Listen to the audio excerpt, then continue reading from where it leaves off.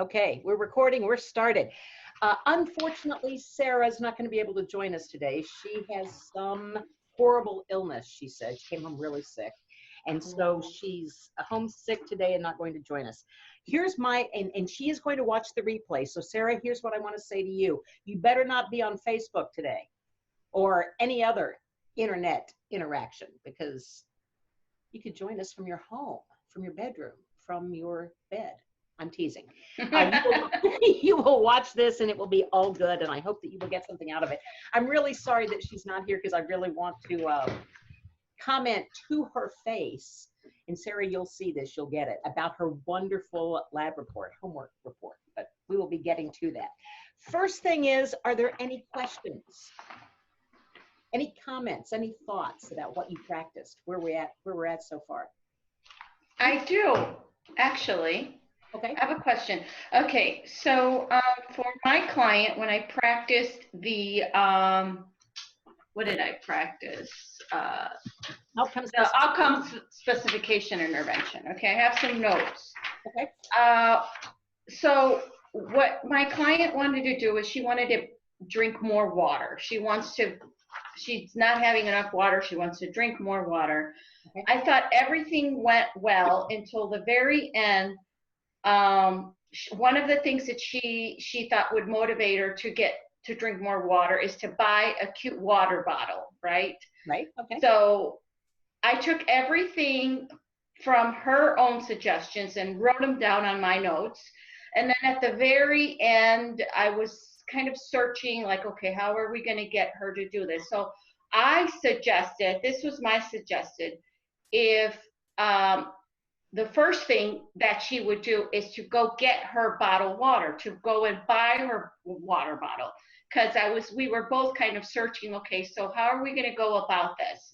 And then I suggested, well, what if the first step can be you going out and make a fun day of going to find your fun water bottle?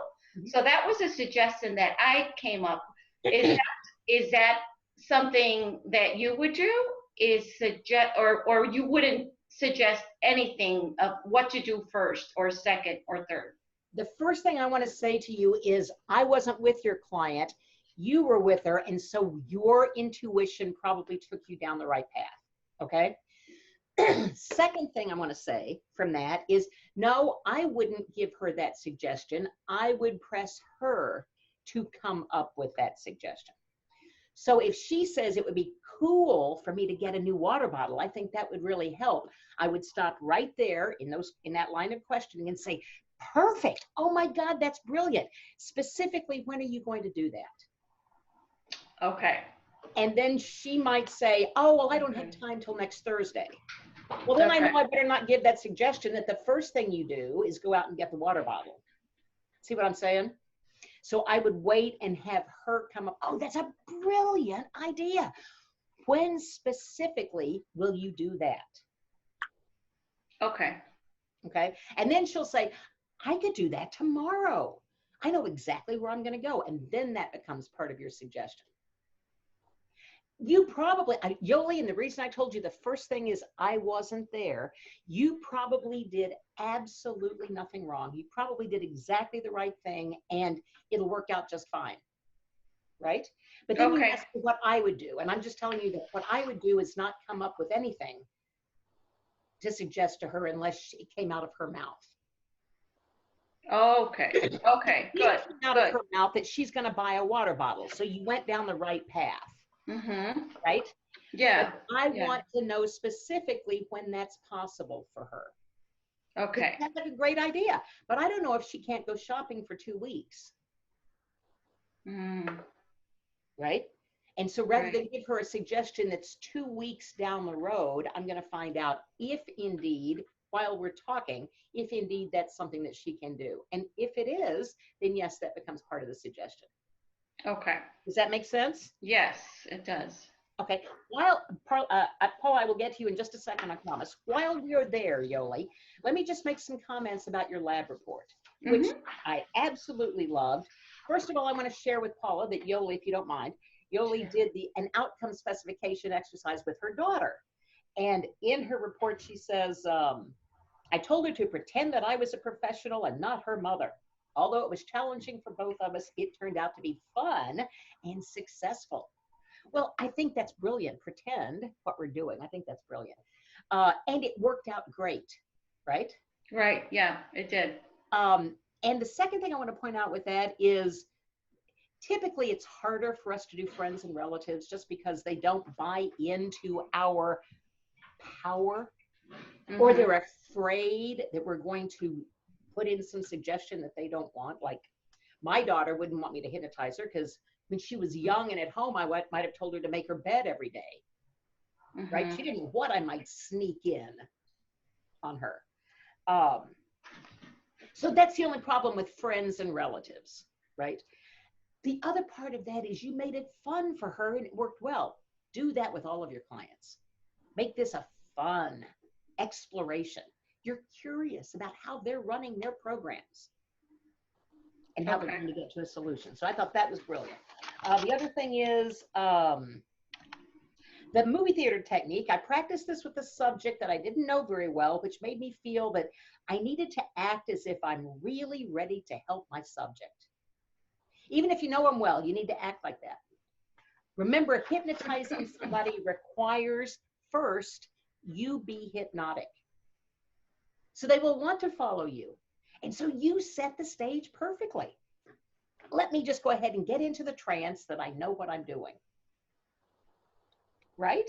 Right. You had to go into the, okay, I can do this trance. And as soon as you went into that trance, she was right there with you. Mhm. You bought into it, hook, line, and sinker, and you went on.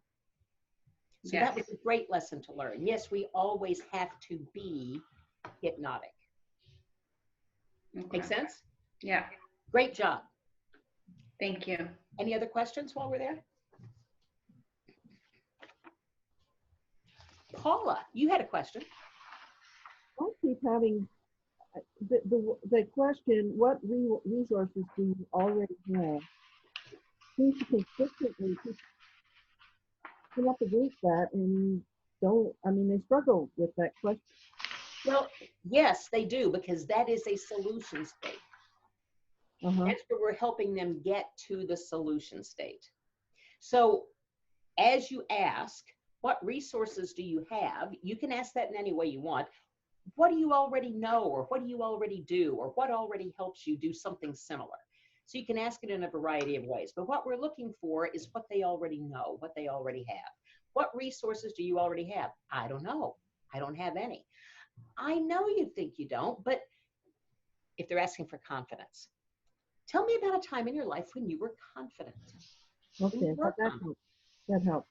And then they're looking for a solution, right? Then they're moved into that solution. Or I know you don't know, but if you did know, what might it be? Right? I had a client yesterday who said, I don't know. And I said, I know you don't know. But if you did, what might it be? And he went, I don't know. I said, I know. So pretend that you know. What is it? And he said, oh, well, when he pretended that he knew what the solution was, he came up with the solution. But it took me a couple of times to get him to that place, right? I think it's the already have component of that question that they're struggling with. But that's what we want to know. We want to know what their inner resources are. Yeah. And, I think if they don't connect with that question, then we just want to question a little further. I know you don't know, but tell me about a time in your life when you were confident. Yeah, I think that's the question. Right. That helps to move it past it. And if we look at Yoli's client, I want to drink more water. Well, how might you do that? I don't know. Well, when in your life has there been something that you needed to do a little more of and you did it? Oh, I don't know. Well, in college, or whatever you know about them. In college, did you have a class that was really hard for you? Oh, yeah, I did. Well, did you drop out? No, I got a tutor. Oh, that's interesting. So you called in reinforcements. Yeah. You called in a coach, right? So that's what we're looking for.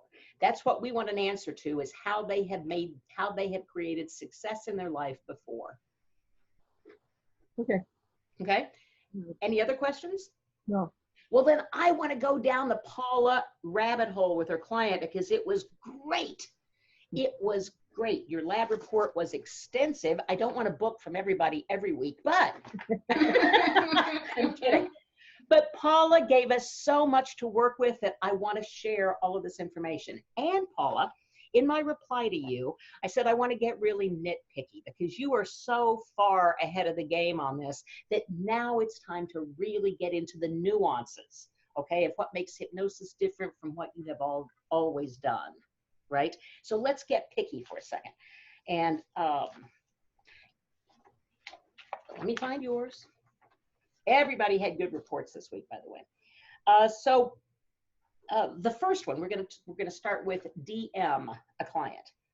Wants to be able to focus on conversation, and this is what, when she was asked the question, what do you want instead? She's having problems with being in her head too much, thinking too much, is that right? What do you want instead? Perfect question. She said, well, I want to be able to focus on the conversation and think about what my next words should be. I want to know that I'm safe and like I can participate in the conversation. So right there in the questioning form, and let me say this first, Paula, your sessions, both of them, went extraordinarily well. They got to solutions. You had to dance. You had to be flexible. You had to pull stuff out of thin air in order to make it work. You did all of that. So I am not in any way, shape, or form criticizing anything you did. I think it was brilliant. And you had great outcomes on both. I just want to get picky on a couple of points and give you some ideas of how you might incorporate some of the things we're learning into this questioning. Okay, and this is a great way for us to examine it. So thank you for being so detailed in your sharing. So if the client had said to me, I want to be able to focus on the conversation and think about what my next words should be, that's a point at which I'm going to call out that color game. Really, you want to do two things at the same time. You want to listen and think at the same time. Well, just play this little game with me for a second. Look for everything that you can find that's blue. Mm-hmm. Now red, now yellow, now green, whatever. And at the end of that game, they'll understand you can only do one thing at a time. You can only either focus on listening or you can focus on thinking about what you're going to say next. Mm-hmm. And notice that as we've been having this conversation here, I've been asking you a lot of really weird, strange questions. And you haven't hesitated at all with your answers. You had answers instantly to the weirdest questions ever. So if you can answer my really weird questions without thinking ahead of time of what you might say, do you suppose you could do that in a regular conversation with another person, like a friend? Or does that make sense? Yeah, it might not have come across in my report, but her issue was crying. She would, if there was any kind of tension or conflict, she would burst into tears. That's her symptom. That's not her issue. Her issue is not having self-awareness or self-acceptance or self-love. Yeah. Right? That's what we're going to, for this client, I'm jumping ahead, but for this client, we're going to do two things. We're going to install some self-acceptance so that she trusts herself more, and we're going to install a backbone because she also reveals that she needs to speak up for herself. Mm-hmm. Right? We'll get to that. We'll get to that in a minute. So first of all, I'm going to play the game with her to sort of get her out of the problem issue, right? We're going to stop and play the game right there, get a layer of learning that you can't do both things at the same time, but tell me about a time that you had a great conversation with somebody. And right then and there, you can start building in resources. Mm-hmm. That makes sense? Because I'll bet she's had a great conversation with a girlfriend, or she later talks about a great conversation she has with her mom. Right. Right? So when have you had a successful conversation? Tell me about that, or encounter, or presentation. So you can stop right there in the questioning and start building resources just to make notes so that you can go back to that. What we want what we want to start breaking up there is her limiting belief that it is about her inability to have a successful conversation, an easy conversation. So we want to start breaking that up. We may not dissolve it all, but we just want to start picking away at that. Mhm. Does that make sense? Right, right. Okay. So then we go on to how will you know you have it? Well, I don't know. I guess I'd be happier. When someone raises their voice, I wouldn't think I need to get away. So now we want to specify who in particular, who specifically raises their voice and you feel like you need to get away. Now, I understand in the next question, Paula, you got that answer. But when you hear this kind of thing in the questioning, when someone raises their voice, I wouldn't think I need to get away. Someone who specifically raises their voice at you. And then right then and there, she would answer, well, it's my sister first, and then these people at work. Well, let's look at your sister for a moment, right? Does that make sense? Mhm. Mhm. Because she left it too vague. We're working on too big a problem right now. We have to chunk it down. Who specifically do you recoil against? Because if it's only her boss, then we're working on an authority issue. If it's everybody she encounters, then we're working on some other kind of submodality shift or something that we have to shift in that thinking, right? So we want to get specific about who it is. Now, she does tell you with how do you, your question, where, when, and with whom do you want it? Well, my sister first. So you got to it with the very next answer, but you could have even gotten to that and done an intervention sooner by just specifying. Right.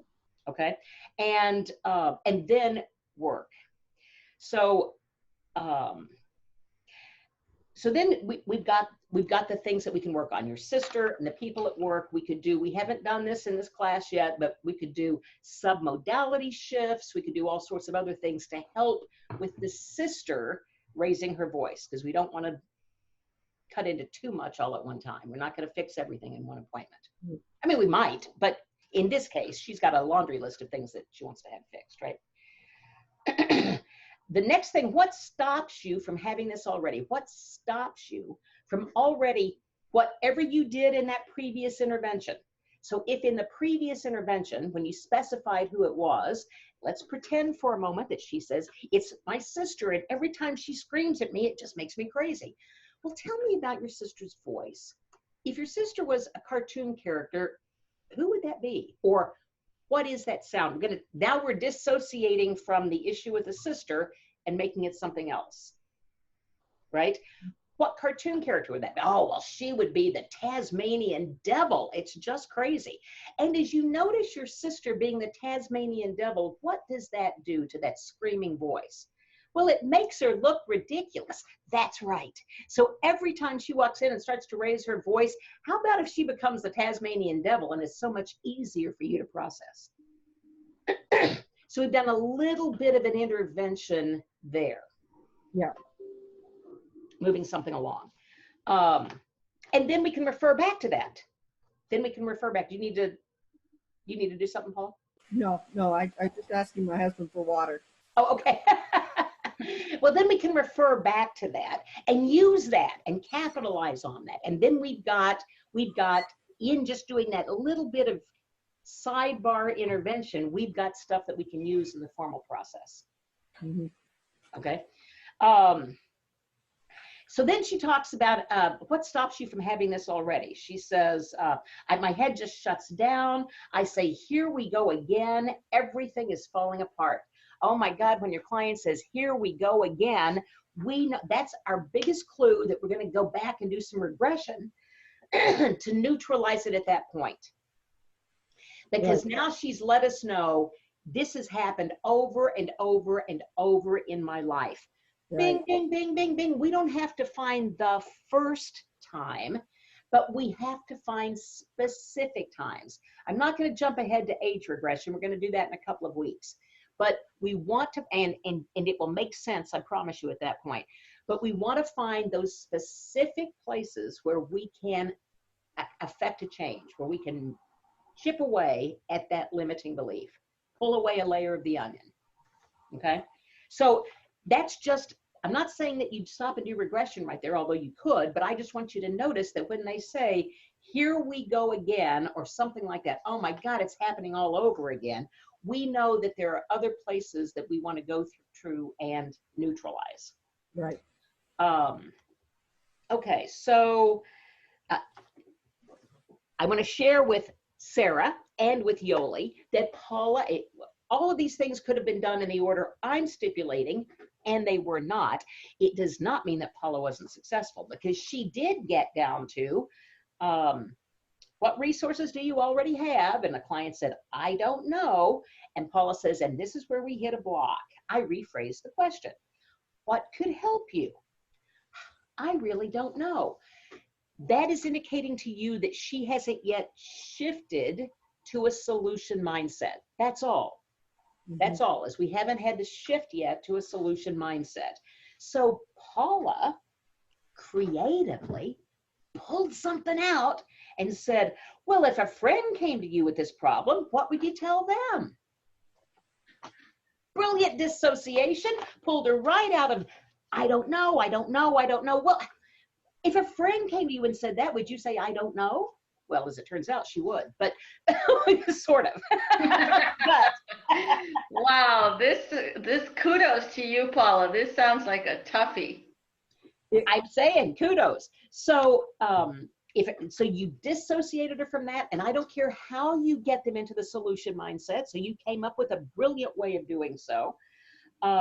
She says, I guess I would tell them the same. I feel the same way, and they should see if they can get therapy. Right? So she's telling her friend to do exactly what she did, and bing, bing, bing, that's a trouble client. That's a problem waiting to happen, because that is a client who's telling you, I expect you to do this for me. Because that's what you would tell a friend.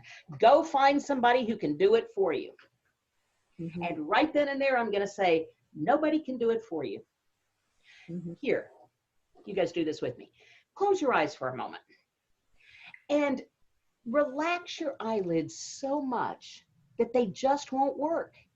As a matter of fact, relax them so much that even if you tried to open them, they would just stay closed. They wouldn't work at all. Only you can do it. Nobody can do it for you. So relax your eyelids so much that they just won't work. And when you've convinced yourself that you can do that, check them just to make sure. That's right. Great, Paula. That's right. Send that relaxation all the way down to the tips of your toes, and then easily open your eyes. So all I would do there is veer off what we were doing for a moment, do a simple eye lock or arm catalepsy. It doesn't matter what you do, what little game you throw in or what little trick you throw in. What you want to do is make the point, nobody can do this for you. Only you can do it. Nobody can do it for you. And we just want to keep seeding that notion. Keep seeding that notion. Because when a client says, I hope this will work, hope always means you think something else is going to come in and intervene. Okay? So we want to listen very carefully to where their limits are. I'm going to tell my friend to go get a therapist. I'm going to send her to you because you're going to fix her.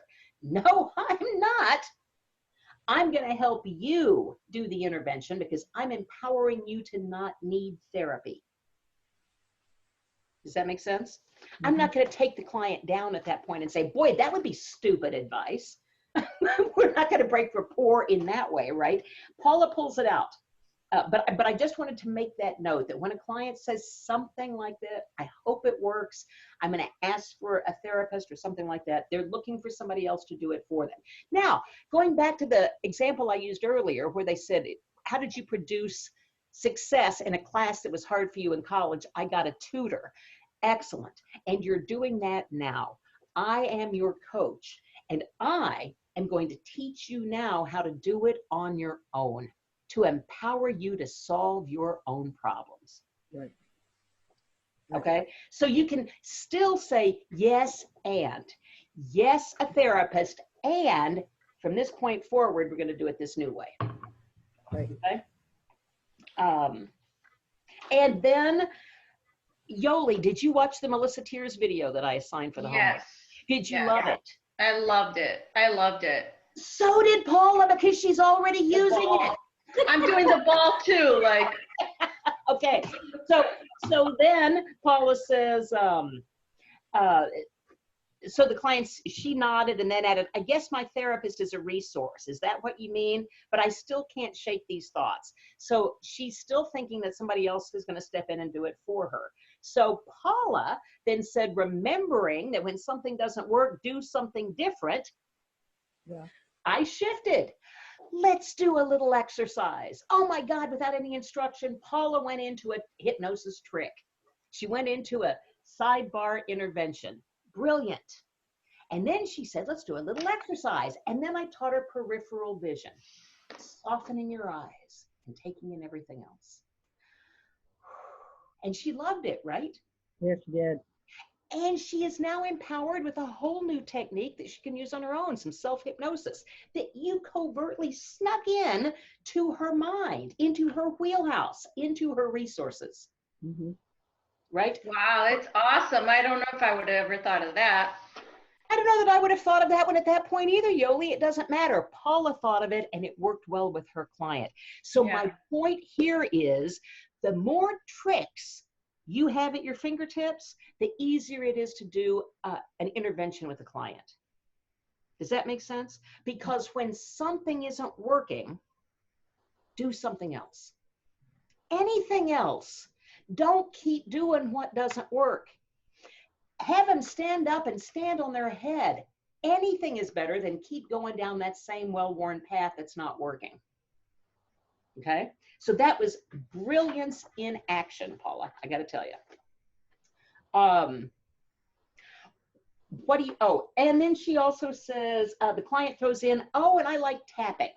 Now, I don't know, Paula, if she was talking about emotional freedom technique. She kind of indicated that somebody taught her an anchoring technique.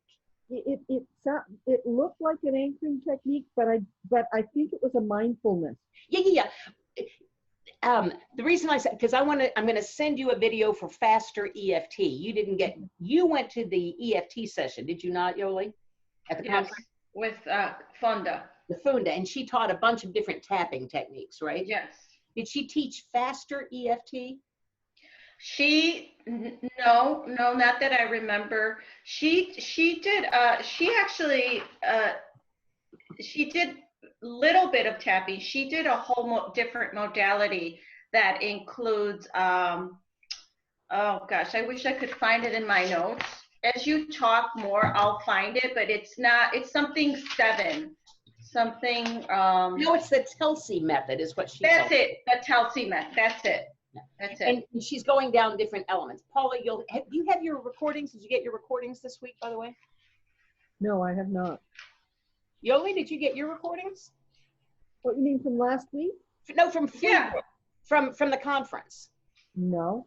Yeah, they sent me an email where I had to double check my my password and stuff, and No, that was from IACT. That was from IACT. Yeah. Did you get the conference recordings from Fleetwood? No. No, and I have not either. Okay, so what I'm going to do is, let me make a note or I'll forget.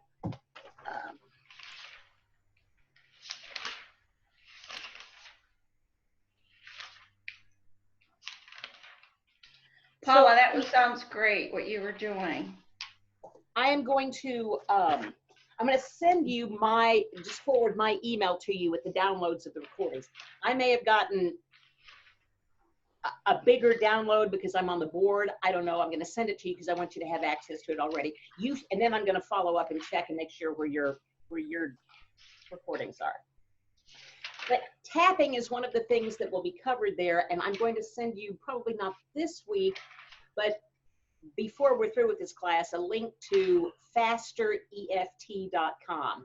There's a hint. If you want to go to that on your own, by all means, fastereft.com. It's simply using energy meridians in the body and acupressure as a dissociation technique that actually associates you into your solutions. That's all I really want to veer off on that for right now, but it'll be there for you. So that's what I thought she was talking about at first with tapping, Paula, which I bring up because we don't want to go with what we know. We want to know what they know. So I wouldn't want to assume that she was talking about faster EFT or any kind of EFT. So you did exactly the right thing. Tell me about that. And then she told you about the. And it was very clear. She told me that she was told to tap and focus on the feel of the tap, which is a mindfulness exercise. That is also a post-hypnotic suggestion, by the way. Okay. Right? Because she gave her a task. She gave her something to focus on, and so she empowered the client to dissociate from the problematic thinking and associate into the feeling of her fingers touching. Right.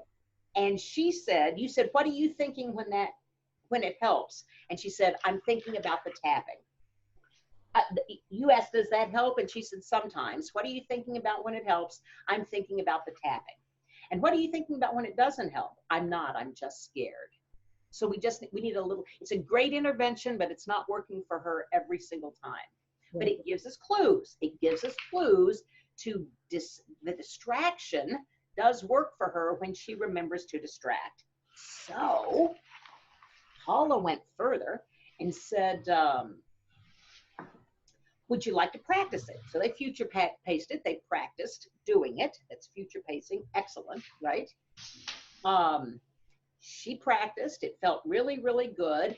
And what could you do so that it was easier to tap when you notice that conflict around you? And the client said, well, I think if I practiced this more, even when there wasn't a conflict, it would be easier. Oh, yeah. Give her that assignment to do. And then you just part of your suggestion or part of what you want her to do is excellent. First thing in the morning, every day, first thing in the morning, we all go to the bathroom. And when you take that morning pee, what else are you doing? Probably nothing with your hands, right? Boy, that's a time when you could sit right there and focus on tapping and the feeling of it. And whenever conflict occurs, I can easily do this. And then at lunch, right after you break for work and before you go to lunch, do that again, just for a couple of minutes, just to center yourself. And then in the evening, right now we're just giving her 3 times a day to practice it. And because we are hypnotic and we are the authority figure, they're going to do their homework. Mm-hmm. Yeah, I could have been more specific about when she should practice. Hold on. Uh-huh. Hold on. Okay, I'm just saying that you could have done it there.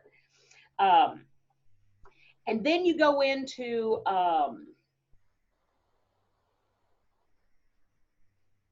then you go into the intervention, the formal hypnosis that you actually did, and you took her to the movie theater. And I'm not going to go through this whole thing that you did with the movie theater, Paula, but you actually created the scene for her. You had her, there you are, you're tapping and you're breathing and you're feeling great and blah, blah, blah, blah. I would love for you to say you're in a movie theater and you see that black and white picture up there with your sister about to scream at you. She hasn't yet, but it's coming. Start the movie there. And when it gets all the way to the end, when the conflict is over, let me know. Okay. So she creates it all. Then you don't step on any toes. Then you don't say your sister was in a red dress and she's going, no, she wasn't. She was in pants. My sister doesn't wear dresses. Okay. So then you just have him put that up there. Now I'm going to jump ahead to the phobia release that you're going to get the script on soon, but I'm just going to throw this in for a moment. Then you can say, okay, you've got the black and white picture just before it's supposed to happen. Now play that scene all the way through until the yelling is over, the conflict is past, and it's over. Play it all the way to the end, and when you get there, let me know. And then you wait. And when they get to the end of the scene, because they've played it now in black and white, they've created their own scene, they've relived it. When they get to the end, say, okay, we're going to just as if you've got a remote control in your hand, we're going to hit rewind and we're going to go all the way back to the beginning. So rewind real fast and go all the way back to the beginning. And now we're going to watch that one more time. Go all the way to the end. When you get there, let me know. Now this time we're going to rewind it just like we did, because the first one was just a practice and how to do that.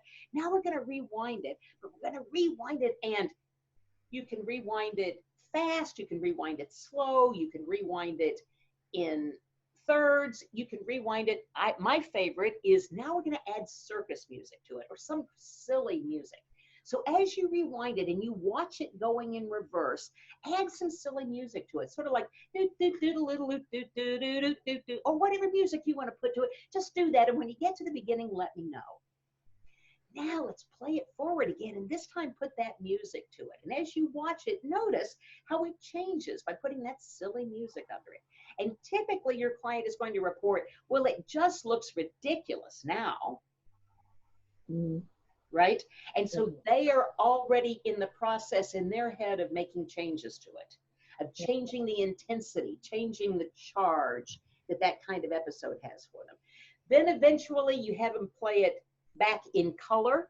You put it in full color and you have them play it through and play it back in color, and then you have them jump into it and notice the feelings that are different. Okay? So way advanced, way NLP stuff, not for this class, but why not? Right? It's just another little trick to put in your trick bag. So the movie theater of the mind is a foundation upon which we build whatever we need. Right.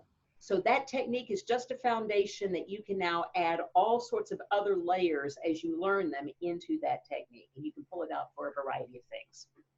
Right. You did very well with it, Paula. You created it for her. That's the only critique I have, because I don't like to create for them, because I don't want to break rapport any place along the way by putting something in there that they wouldn't put in there. Right. And what you would, and notice what I did. I created that specific scene that she gave us earlier. Right. I found a specific, and now let's roll back that scene, because that is, if not the initial sensitizing event, it's certainly a subsequent sensitizing event. Right. And the mind doesn't just go in one direction. It goes easily back and forth in all directions. So when you make a change in that one, it's going to travel back in time just as much as it travels forward in time. Okay.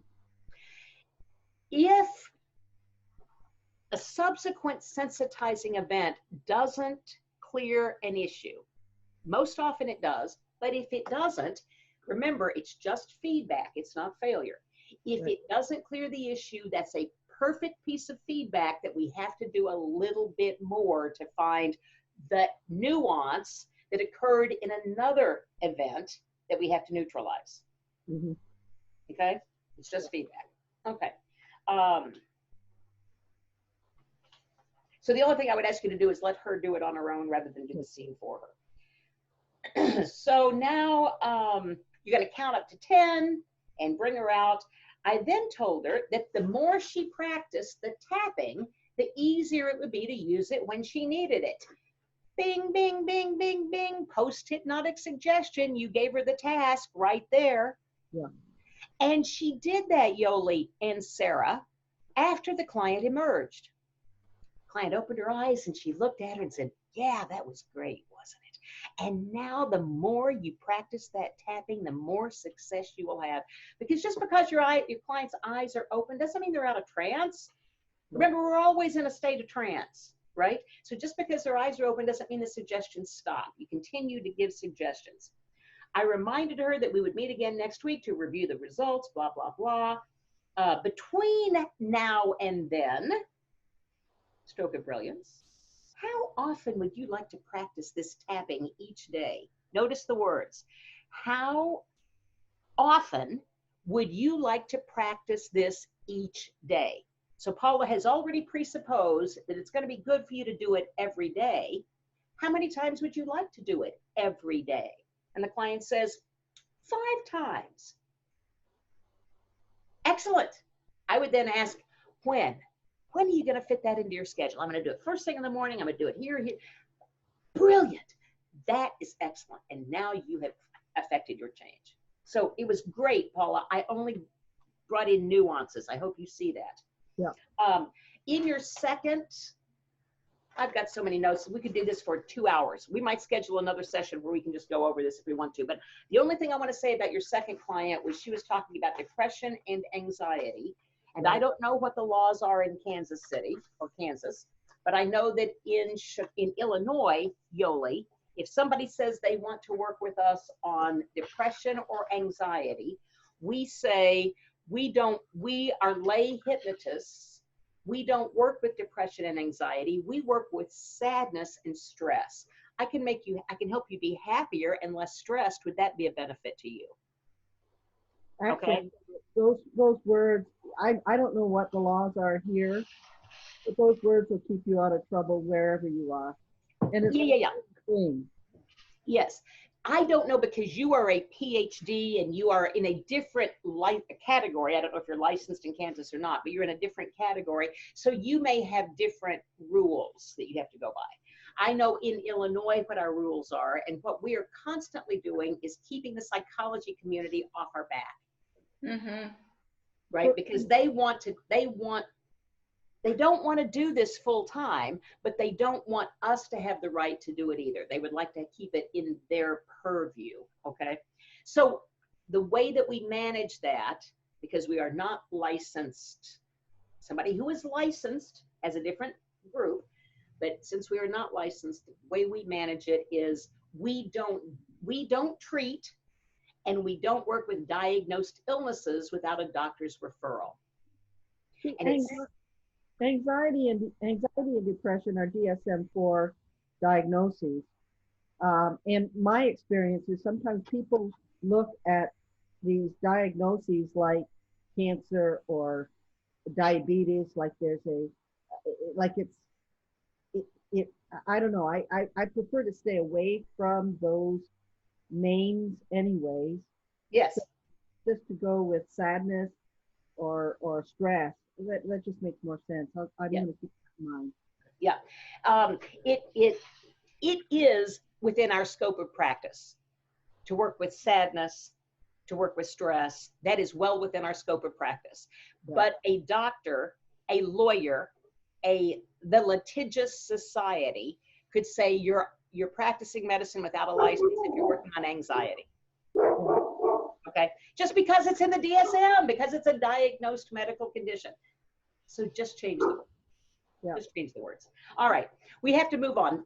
Paula, you did a brilliant job, and your second had just as many great ways that we could jump off and learn from too. But I want to get some other things done. If we've got time at the end, maybe we'll go back and relook at that. Okay, really, really, really a good job.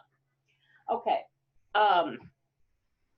Sarah had some great things too. Sarah discovered, she did her outcome specification with a couple of people and discovered that it works much better when she just asks the questions. Mm-hmm. Instead of trying to rescue the clients along the way, just ask the questions and empower them to rescue themselves. It really does work much better that way. And I'm so proud of Sarah because she's doing this with the people who come to her infusion clinic. If she notices that they're really doing well, she's using language to help say, oh, you're getting better and better every day. And using different language. If someone looks in distress, what's okay today? What is okay today? That's forcing him to look at something other than the problem, right? So good job, Sarah. All right, let's do a technique. Let's learn a brand new technique. Do you two, and Sarah on your own, have a limiting belief? Are you carrying around right now some limiting belief? A little one.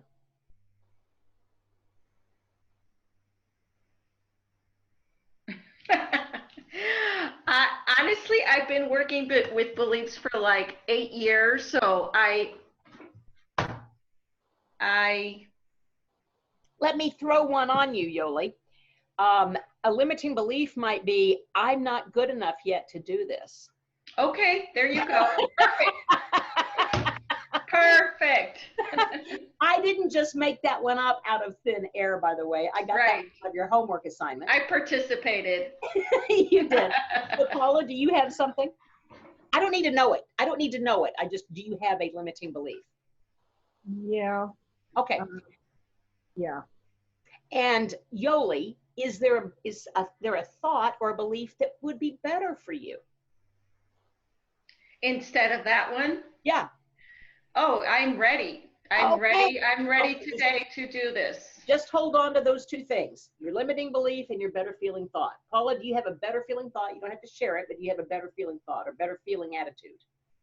What do you mean by that? Well, so in class, you mentioned to us that you wanted more, well, that your husband wanted you to have more patience. So you could say, I'm not patient enough. I don't have enough patience. Could be a limiting belief. I step back and practice patience. Yeah, but that's not one I want to change. I know. I know. Although with your clients, you could practice a little bit more patience to let them get their empowerment. Yeah. Okay. Okay. So I'm not putting that on you. I was just giving you an example. No, I'm trying to decide between two limiting beliefs, which one I want to work with. But regardless of which one, I'm not sure I understand what you were asking about. What would you rather? So Yoli said, I'm not ready to do this, or I'm not good enough to do this yet, or something like that. And her better belief is, I am ready. I can do this. Mm-hmm.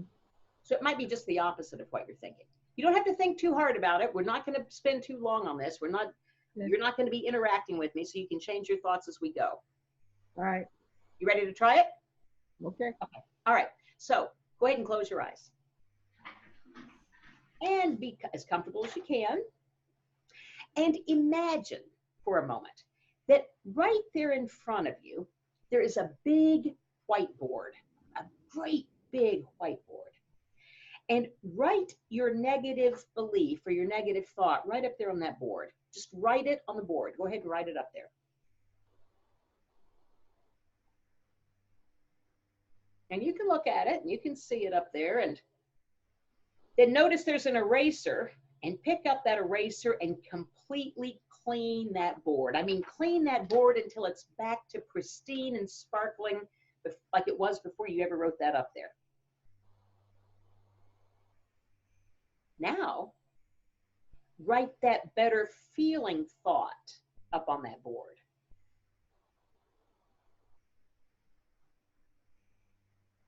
Write that better feeling thought up on that board and colorize it. Take all different colors of markers and make the letters in color, make them bold and bright. Colorize all of it. Make it as bold and bright as you can. And add an uplifting soundtrack. Some uplifting song that really empowers you, anything that you choose. Add that song and watch those letters begin to dance. As a matter of fact, let them dance all over that board to that wonderful uplifting soundtrack. Just let those letters dance all over that board. And as you got them really dancing and moving around and jumping, let those letters jump right off of that whiteboard and into your head. Let them swirl around and fill your head. Let them dance and swirl around your head as many times as necessary until that new thought becomes real for you. You know, in hypnosis, it works so quickly. Let them dance as many times as it takes until it really feels real for you. And then let those letters dance all the way down your body into every cell and organ of your body. When you are filled with that better feeling thought, write it on a giant billboard up and to your right. Find that billboard up and to your right and write that better feeling thought right up there. And imagine something that illustrates that better feeling thought. Maybe it's a symbol, or maybe it's a picture, or maybe it's a word. Imagine that up there and stay with that billboard until you believe it. Then take a nice deep breath and bring that new feeling thought back with you. You've created it for yourself. Accept yourself. You are perfectly lovable, just the way you are, in all of your perfection. Pat yourself on the back more often. It would do you good.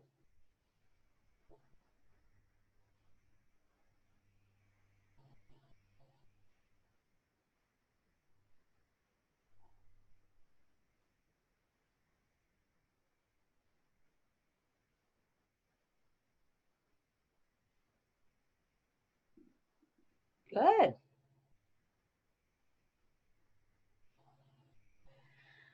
Tell me about your experience, Yoli. Um, it was great. I saw it. I wrote on the whiteboard, colorfully. I am ready to do hypnosis now. And then when they started dancing, when the letters started dancing, I searched for I love music, so I searched a little bit for a song, and then the song came into my head, "Ain't No Mountain High Enough" by Diana Ross. Cool. And then I wrote it up on the big billboard. And then when you said "to your right," why did you say "to your right"? I'll tell you in a minute. Okay. So then I searched "to the right," and then I figured it had to do something with my creative right brain side. So I got a little bit analytical there when you said "to the right." Okay. And even though you didn't tell us to open our eyes, I was ready and fulfilled. That's why I woke up. I did tell you to open your eyes. Oh, you did? I didn't hear that. Oh, okay. It doesn't matter. Okay. I said, as soon as you have it processed, bring it back with you. And when you're ready, open your eyes. Okay. You did. Okay. And you did when you were ready. So I just waited. Paula, tell me about that experience for you. It was fine until you said, and add music to it. I'm not, music makes me claustrophobic. And I fell out of rapport as soon as you said that. Okay. I had to scramble to get back in. That was a real, and then you used it a second time, and it was just like hitting a wall. I love the letters falling into my head. I love the feeling of the swirling. But both times you said music, it was like, stop. This is why we don't make suggestions that we don't know for sure will work. I had no idea that music would be a problem for her, but I made the suggestion, and notice what happened. She fell right out of rapport. And inside her head, now I'm kind of watching Paula, that's why I asked Yoli to go first, because I'm kind of watching Paula going, yeah, this isn't working for me. And I wanted to know that. Now, had we not been doing a group experiment, okay, as I noticed Paula falling out or resisting or making those, because if I'm calibrating with my client, I'm going to notice that something's not right. I'm going to stop right there and say, what's going on? And then she's going to say, I don't do music. It makes me claustrophobic. Perfect. Let's not put a soundtrack to it. Would you rather have silence? Or maybe you'd like nature sounds, or maybe there's something else. Put whatever is going to bring those letters to life for you. So would it be okay to ask the client, if you know you're going to do this exercise with them, to ask them, are you okay with, is music something that you like before you can ask all of those questions, right? Or you can just watch the calibration and make the intervention there if it happens. Now, we could also, since we just discovered this problem that I've never run into before, we can circumvent that problem entirely by just rewriting the words. By just saying, rather than saying add a soundtrack, just say, and you can give those letters something to dance to. Maybe that's an imaginative soundtrack or sounds that you really enjoy, or something that will motivate those letters to dance. Do you see how we just changed that up so that we took that equation right out of it? We can't know that until we practice. Now, I've been practicing this since 2005, okay? And not this particular technique, but it's the first time I've ever had anybody say, I can't put a soundtrack to it. Doesn't matter. Thank you, Paula, for enriching my learning of the human mind. Because if I'm working one-on-one with my client, then I can simply say, what's going on? Let them tell me that and change it up. Or, because now I know that, I can change up the words. So notice how I'm writing right here on the script. Just for the record, I run with music. If that isn't just totally, I mean, It is. but I can't listen to music in a car. And just for the record, Yoli, most clients are not as complicated as Paula, are not as analytical or resistant.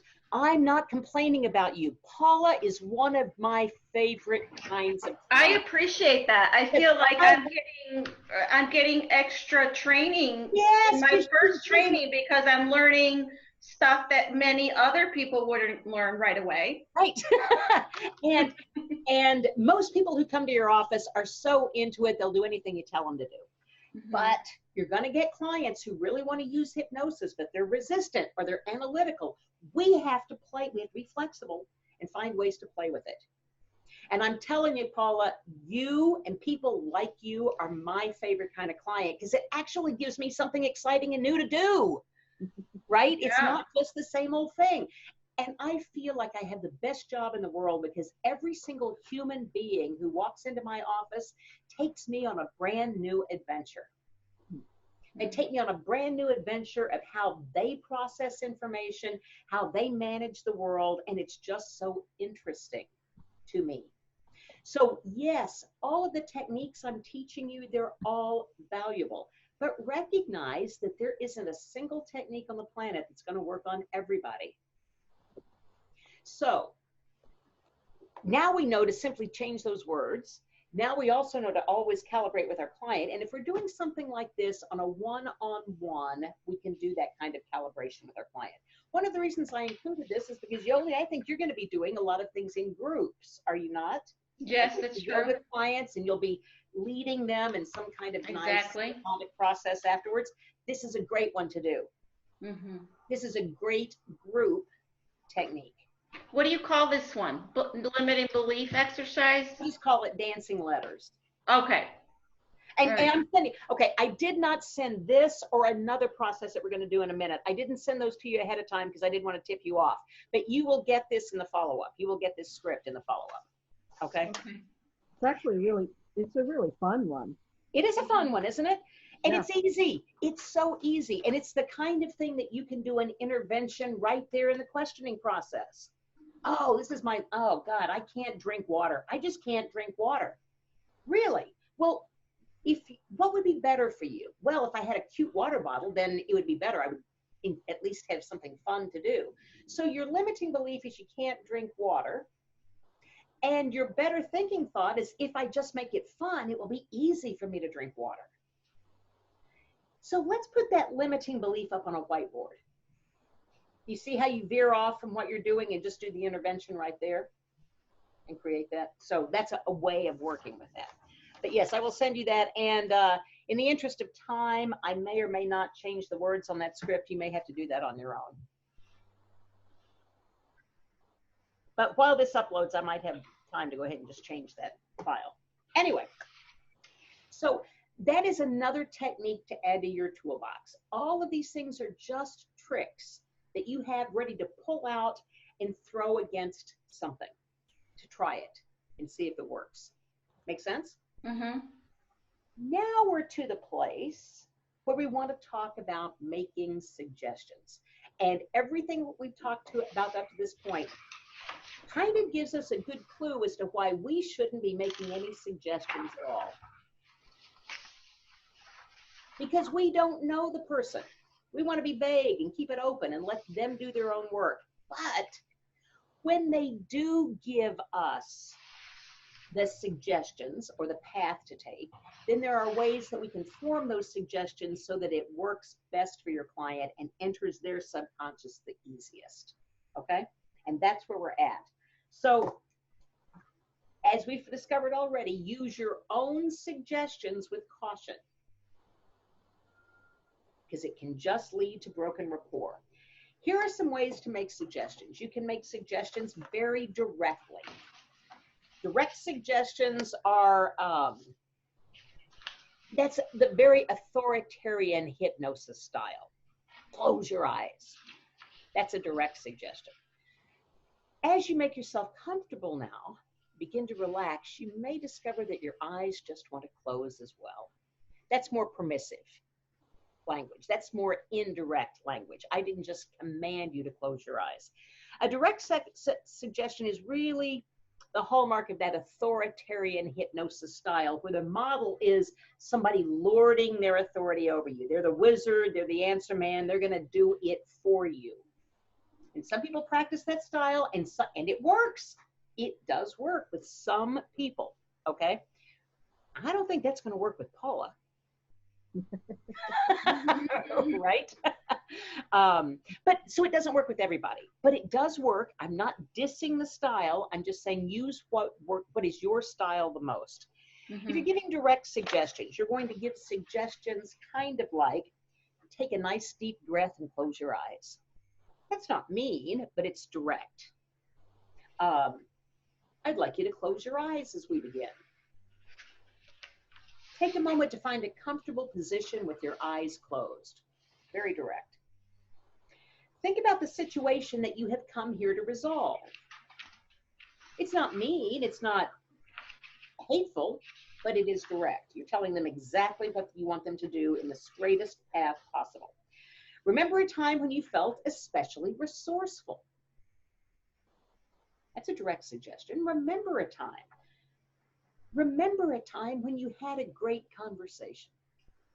Or even, was there a time when you had a great conversation? Could be in with that client that you were working with, Paula, who wanted to be able to improve her conversations. That's directing them to go to a time in their past when they were successful, when they had a resource. And if they say, I've never had a great conversation, then we might have to borrow those skills from somebody else, okay? See yourself as you would like to be in the future. Those are all very direct suggestions. Now, Ericksonian hypnotists, that end of the spectrum, can find themselves in a trick bag because they don't want to give direct suggestions. So they could spend an awful lot of time trying to figure out how to get somebody to close their eyes. If you think that it's a really good idea, Yoli, at some point along the way here, you might just discover that you want to go ahead and close your eyes and allow yourself to go into a nice, deep trance. Do we all notice that our eyes aren't closed? Okay, so I went as far around the bend as I could in that Ericksonian permissive style when it might have been just as easy to say, would you like to do some hypnosis, Yoli? Mm-hmm. Close your eyes. Done. Okay, you can open your eyes back up. What I'm saying is there are two different ways of doing it, right? You can meander your way through it, or you can just suggest it, and you might do a little bit of both in every single. And neither is right or wrong. Nope, neither is right or wrong. You want to work with your client. You want to discover what is best for your client and use that, and you might weave in and out of all of these. So more indirect suggestions, that can come in the form of jokes or stories or metaphors or quotes. And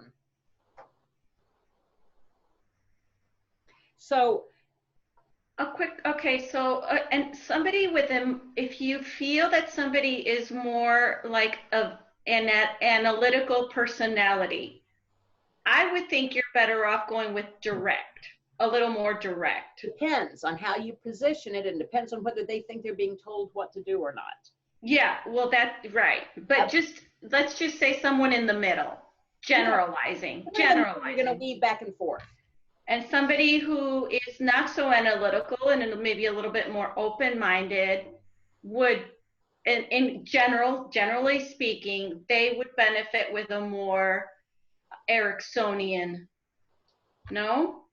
So I don't think it's a matter of analytic or non-analytical. It's a matter of control or how much control they need. it is. Okay. And some people, and we're going to get to this more, okay? We're jumping ahead a little bit. We'll get to it more in a minute. But some people like to be told what to do and make it simple. And some people like to make their own mind up. So some people, you might say, close your eyes, and they'll just do it. And some people might prefer, you can close your eyes now, or you can close your eyes when you're ready, when you're feeling relaxed enough to do so. Okay? Remember when we did the balloon and book exercise? And we were looking for their suggestibility and that kind of thing. In the script that you have from me, I add a little piece in there about the mental, take your mind on a mental vacation. Go any place that you want to be. So that's just dissociating them from the balloon and book a little bit. And it's allowing them to have auditory experiences if that's easier for them. But then when I come back, I'll say, and think again about that heavy book and the floating balloons. Now, on the count of 3, open your eyes. 1, 2, 3. The client who in that suggestibility test waits until I say 3 to open their eyes is likely to be more directive because they took my suggestion and they acted on it exactly as I told them to.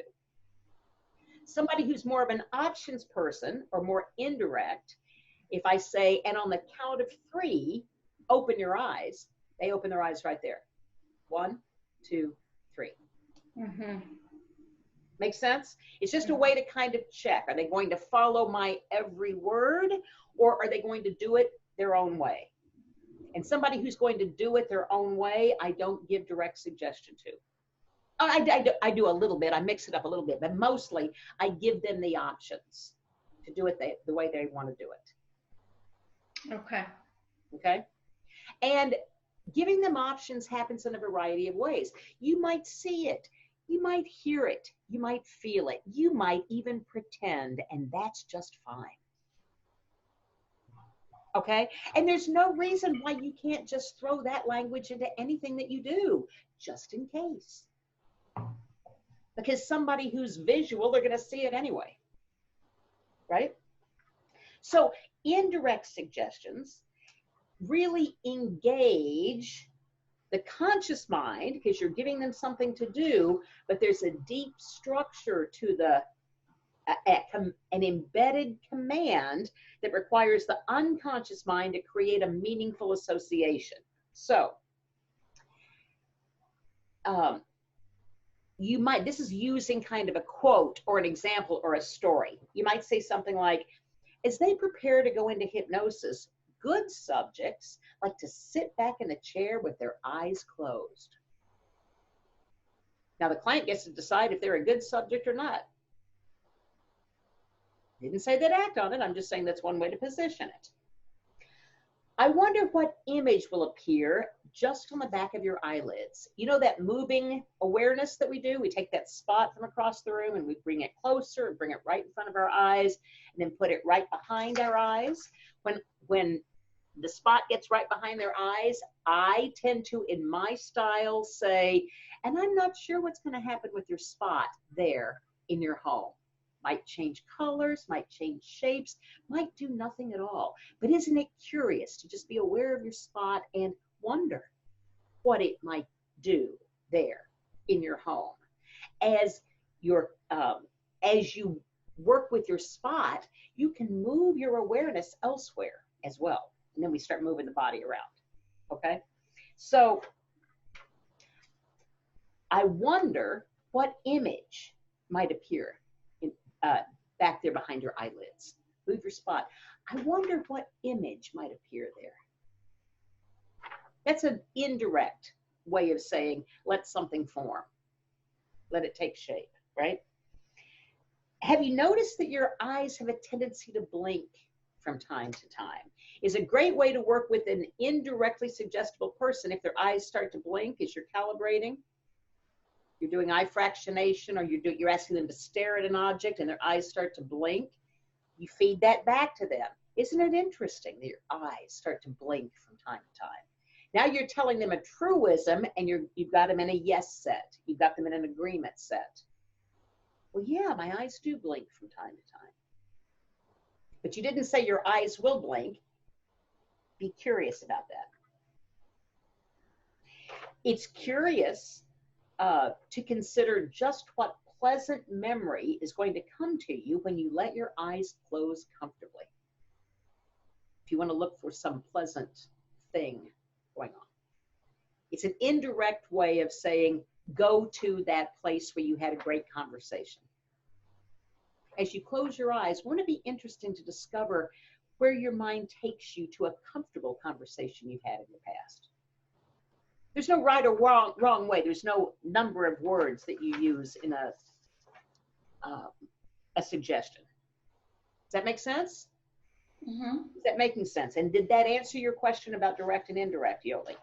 Yes. Okay, so we'll get to more, I promise you, but positive suggestions, well, suggestions can be made positively and negatively. You're going to get trainers who say only keep your suggestions positive. There's a really good reason to do positive suggestions. Positive suggestions really can be useful because it gives your clients something to do, right? Something positive to go for, a goal to go for. They're supportive, they're encouraging, they are motivational.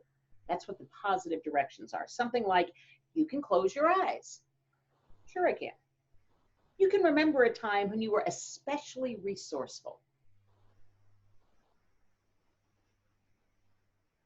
So Paula, I wonder if that question would work better for you if you phrased it something like, I wonder if you can remember a time when you were particularly resourceful or when you had a good conversation, rather than what resources do you already have? Yeah. So phrase that, okay? Mm-hmm. I personally like to keep those questions just as straightforward and to the point as they can possibly be. So I don't vary those questions personally myself very much, but that's become an issue for you. So I'm just saying there's your flexibility to word it so that you feel better with it, right? Mm-hmm. You're able to discover certain skills that you didn't realize you had. Or you can say, I wonder, as you think about that conversation, if you are now considering the success you had and what you were doing to create success in that conversation. Mm-hmm. And then you want, it's that kind of technique is best when you're having feedback with them, whether it's in a conversation or in hypnosis, because in formal hypnosis, they can talk. And right there and then you can ask them, so what's happening? How are you breathing? How are you standing? What are you thinking about? Mm-hmm. What's different about this encounter than that encounter that we were talking about a minute ago? And they're coming up with it. They're going to say, well, I'm standing up straight. Now remember, body-mind coordination. Let's just veer off on that for a moment. If you were really sad about something, how would you be looking at me right now? Look at me as if you're really sad. Yeah. And as you start looking really sad, you can probably start thinking some sad thoughts. Can you not? Because your body gave your mind a clue about where to go. Okay, your body can do that. Your mind can do it too. So start thinking really happy thoughts. What's the happiest thought or memory that you can come up with? And what does your body do? It sort of straightens up. It responds in kind, does it not? So you can play with that all along the way in an intervention with the client. You can teach them how their mind influences their posture and how their posture can influence their mind. It goes both ways. So if you're feeling particularly down on a day, particularly not great, just sit up straight, take a deep breath. put a smile on your face and be curious about what changes. Because your posture can then start influencing your thoughts, just as your thoughts, and you want to teach that to your client. So whatever they're imagining in that great conversation, oh, I was standing up straight and I had a smile on my face. Now, let's have that conversation that you're troubled by and stand up straight and put a smile on your face and discover how it's different. Well, I was thinking more about being in control, and I was thinking more about I'm okay, and it was easier to have a conversation, or whatever they come up with. Does that make sense to you, Paula? Yep. And I understand that it makes sense. Is that translating to how that might have worked with that client? Yes. Okay, all right. Because when you disagree with me, I hope you say so, because that adds to our layer of learning. Mm-hmm. You've got a whole different skill set that you're bringing into what we're doing. It is brilliant. So those are positive suggestions. Now let's look at negative suggestions for a moment. Negative suggestions are based on reverse psychology. Paula's going, bing, bing, bing, bing, bing. Now we're in my wheelhouse. The response is obtained by suggesting to the client that she not do certain things. In order to make meaning out of the hypnotist's words, interestingly enough, they have to create the positive thing. Right? They have to create that positive thought in order to not do it. So, Paula, it isn't necessary to breathe deeply now.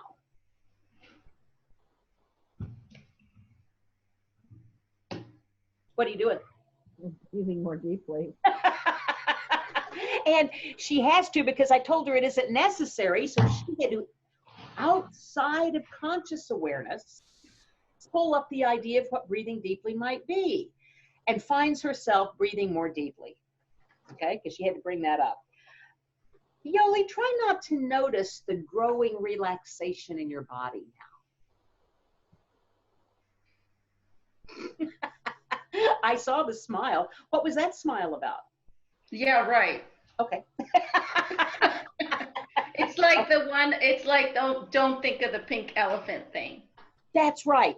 These negations or negatives, it's not because some people will tell you the subconscious mind can't process negatives. That's bullshit, because we process negatives all the time.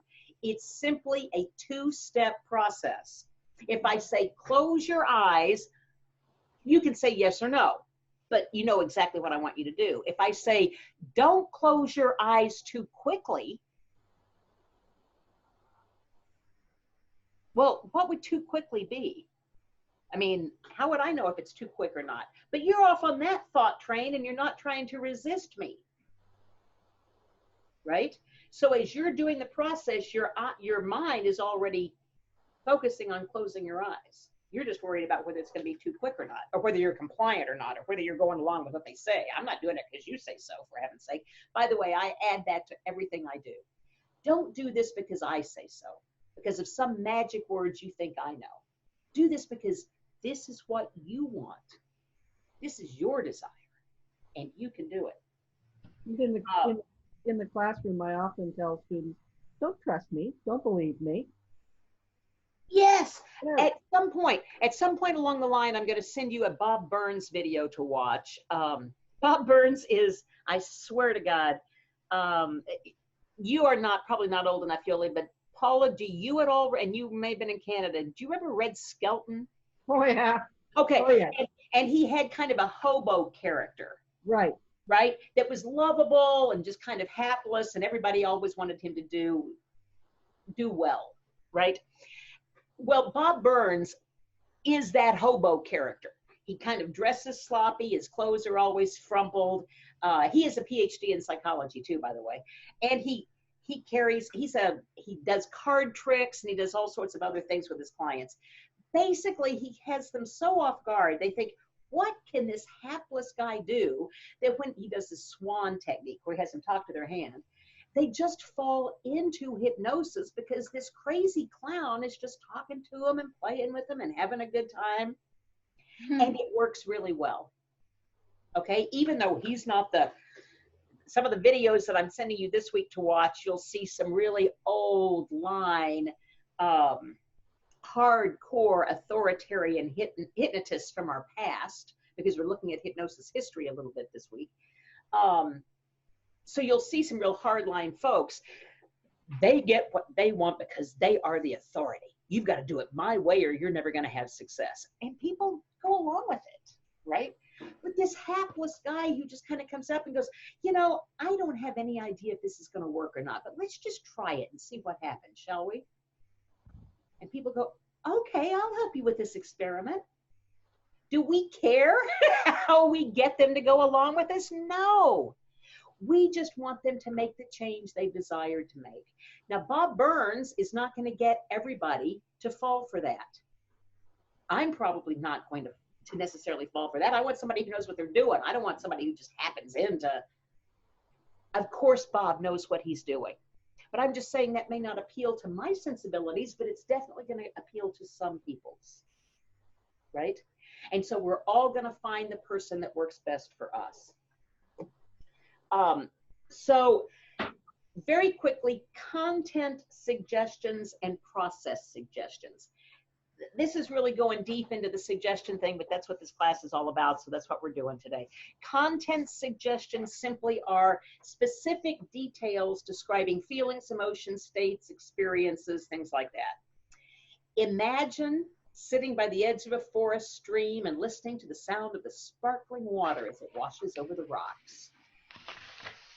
We're giving this some content to think about, right? Remember what it felt like as a child when you used to swing on that big swing set at the playground, how you could hear the squeaking of the chains and feel the wind in your face. That's establishing a scene, that's setting the scene, it's creating the gestalt, but it's also telling them what to do, right? You're telling them what you want them to imagine. A lot of people will go along with it, but that's content suggestions. You're giving them the content you want it filled in with. You probably know at this point, I want you to do it any way that works for you, that's most successful for you, but I'm not much of a content suggester. I'm more of a vague suggester. Unless they told it to me, I'm going to keep the thing pretty vague. Process suggestions are much less detailed than the content suggestions. They're very general in nature so that the client can understand them in his or her own way. And when we've got a client like Paula, that's the kind of suggestions we want to give, right? So that she can interpret it in the way she wants to. You might be aware of a certain feeling that can assure you that you are going deeper into hypnosis. I didn't tell him what to feel. So, Paula, you might be aware of a feeling that lets you know you're going deeper into hypnosis. I got a nod. So what is that feeling? I can't describe it. But you have it. Yeah. Yeah, you don't have to describe it. So I didn't tell her to feel something. I just said you might become aware of it. And in saying you might become aware of it, she did her own transderivational search. She looked through her own head or her own body to see if there was anything. And the first thing she felt, she went, yeah, that's it. I got it. That's what we want. Yoli, you can enjoy recalling a special moment from your childhood. One that maybe you haven't thought about in a long, long time.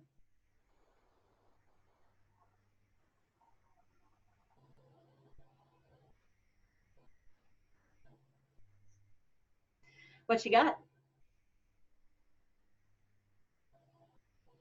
Nothing. I'm sorry. That's okay. That's okay. Yoli, go to your favorite holiday of your lifetime. Okay. What is it? Christmas. What happened? I gave her the indirect suggestion and she wasn't coming up with it. But when I told her, when I directed her to a place, she went to it. Right? It's my job to know which kind of suggestion to deliver. It doesn't make you less of a process person or whatever. I don't know what was going on in your mind, okay? Or what's going on in Paula's mind. But what I can imagine might be going on is if I leave it open and vague, sometimes when a hypnotist or if I'm playing with these things and somebody leaves it too open, in my head, I'm going, well, wait a minute, I've got several. I don't know which one to latch onto. Wait a minute, don't go too fast. Wait a minute, slow down. I've got to find one. Let me find one. Oh my God, wait.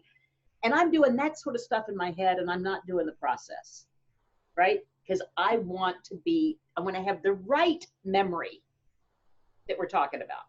That's what I'm doing. So it would be easier if somebody said, remember a time when you were particularly, or remember a vacation that you particularly loved. Now we've narrowed it down. Now I can go, oh, okay, I've got a vacation. I don't just have an open-ended time. Does that make sense? Mm-hmm. But if I tell Paula, go to your favorite vacation, she's likely to come back to me and say, well, it wasn't a vacation. It was actually a run that I went on, and that was work. And that's okay. That's okay. But now that we know that, what we know to do with Paula is don't give her direct commands. Allow her to create whatever she's going to create and trust that it is going to settle on a resolution, on a solution. Make sense? Mm-hmm. Okay. All right. So, how far have we gone?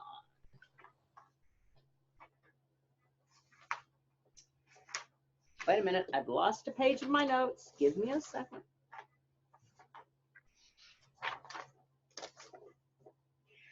Any questions about any of that stuff that we talked about yet? So you got a handout on SMART goals.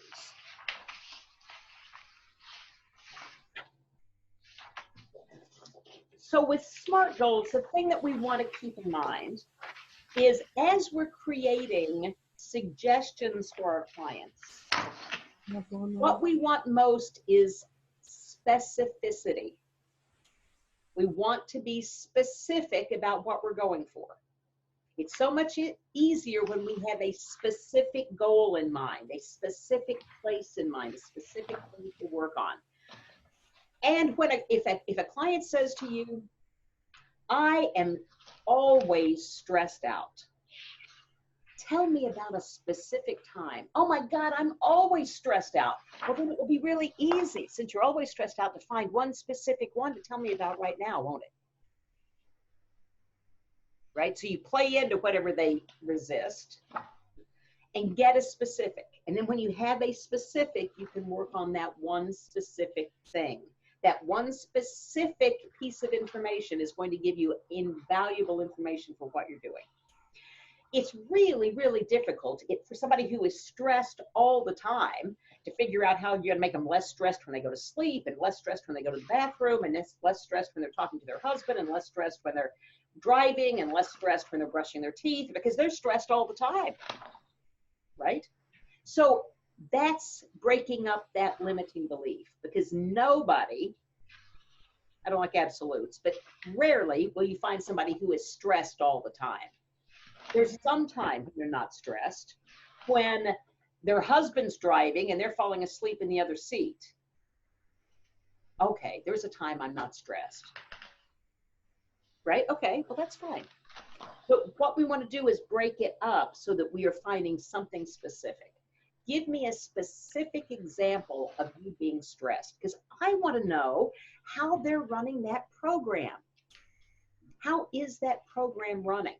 What triggered the stress, how the stress escalated, how it tapered off, and how it went away. I want to know, but I want to know mostly the trigger of the stress. So Paula, back to your woman with the screaming sister, right? Mm-hmm. So as she's running that movie, tell me when you start to feel those feelings or whatever she's having about them, the fear, the angst, whatever, however she has characterized it, right? So how do you know to feel that? It's a great question. How do you know to feel that angst? Well, it's when she walks into the room. So every time your sister walks into the room, you get anxious. Well, no, it's just when she's mad. How do you know she's mad? What lets you know to have that feeling? So we're really honing in on what the specific thing is. And we may discover that it's whenever her sister whirls on her and raises her voice. Okay, so then we know that there are other times when she's around her sister that it's okay.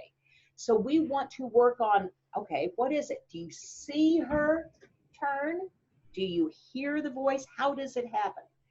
When I asked Yoli a moment ago, when you go back and look at this, I asked Yoli to come up with a wonderful time in her life, I believe. And this is what I saw. Her eyes went, let's see.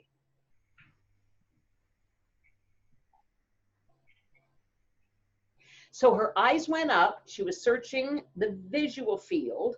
Her eyes went down. She was searching the feelings in her body, and her eyes went side to side to find out if there's an auditory thing going on here. And I can't find anything. I don't know what I'm supposed to be looking for. Right? But you did the entire search. You can often find with your client that when you ask them about the specific, how do you know to be angry with your sister? They'll look up and look down, or look up and then look side to side. I see it and then I hear it, or I hear her get loud and it makes me feel terrible. But you're going to find a way that it works, a way that program is running in their head, and that's going to help you with the intervention. Make sense? Mm-hmm. So that's how specific you want to get with this stuff. That's how nitpicky, nitty-gritty you want to get with all of this stuff, so that you can really hone in on where the intervention occurs. The intervention isn't just out there in a vacuum. The intervention is linked to a specific thing that they are thinking, a specific way the program is running. And we want to find where to stick in, where to paste the resolution. So we have to find the trigger first, so that when your sister's voice raises, she can become the Tasmanian devil, and you can be entertained by her going crazy around the room rather than entertained by the feelings, the negative feelings that you have in your body. If that works. I'm not going to say that that technique works on everything. I'm just saying you've got to play with it. And I believe I told you about the psychologist that I was mentoring, who we tried several different things. That's what you do. You try several different things. And you don't say, okay, here's your solution. Do this. That's very directive. You better know that you're right if you do it that way. You can also say, so imagine that she walks in, you're in that, the sister has told you that the sister walks in and she gets loud. So when you hear that voice, what cartoon character is she? Tasmanian devil.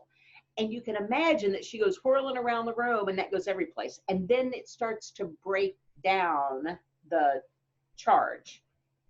And then if she future paces it, you go into and you see her running around in the room, what does that do? It makes me laugh. It's funny. It's not threatening anymore at all. That's what we want to hear. As we future pace it and have her try it out, what is different about that feeling? And then have them rehearse it and rehearse it and rehearse it. Because we have pasted the solution, making the sister the Tasmanian devil, onto the trigger point. So that she can go, what we're doing is building new neural pathways. The way we think, a thought starts and it goes on a search, that transderivational search, like Yoli did so beautifully with her eyes. You're so good for this, Yoli, because you have such expressive eyes. So it's really good to watch that with you in particular. But as you go on that search, instantly, at the speed of thought, you are taking the information that's coming into you and you are going through your entire history and comparing it to everything else you have ever experienced and making a decision about whether this is something you want to take in or not. Mm-hmm. Right? And that happens with every single thing that occurs in our life. At this particular moment, you're taking in the light intensity of the room around you. You're taking in the volume that you're listening to of my voice. You're taking in the gestures I'm making. You're taking in all sorts of it, the temperature in the room, the dog on your lap, the comfortability of the clothes you're wearing. You know, somebody was uncomfortable. Either your dog was uncomfortable or you were, Paula, because you had to There was a movement, right? So subconsciously, not with conscious awareness, you were taking in all of that information and all of it was being acted upon by your vast and brilliant mind. We want to get in there and find out how we can make a little tweak to make it work even more efficiently for you.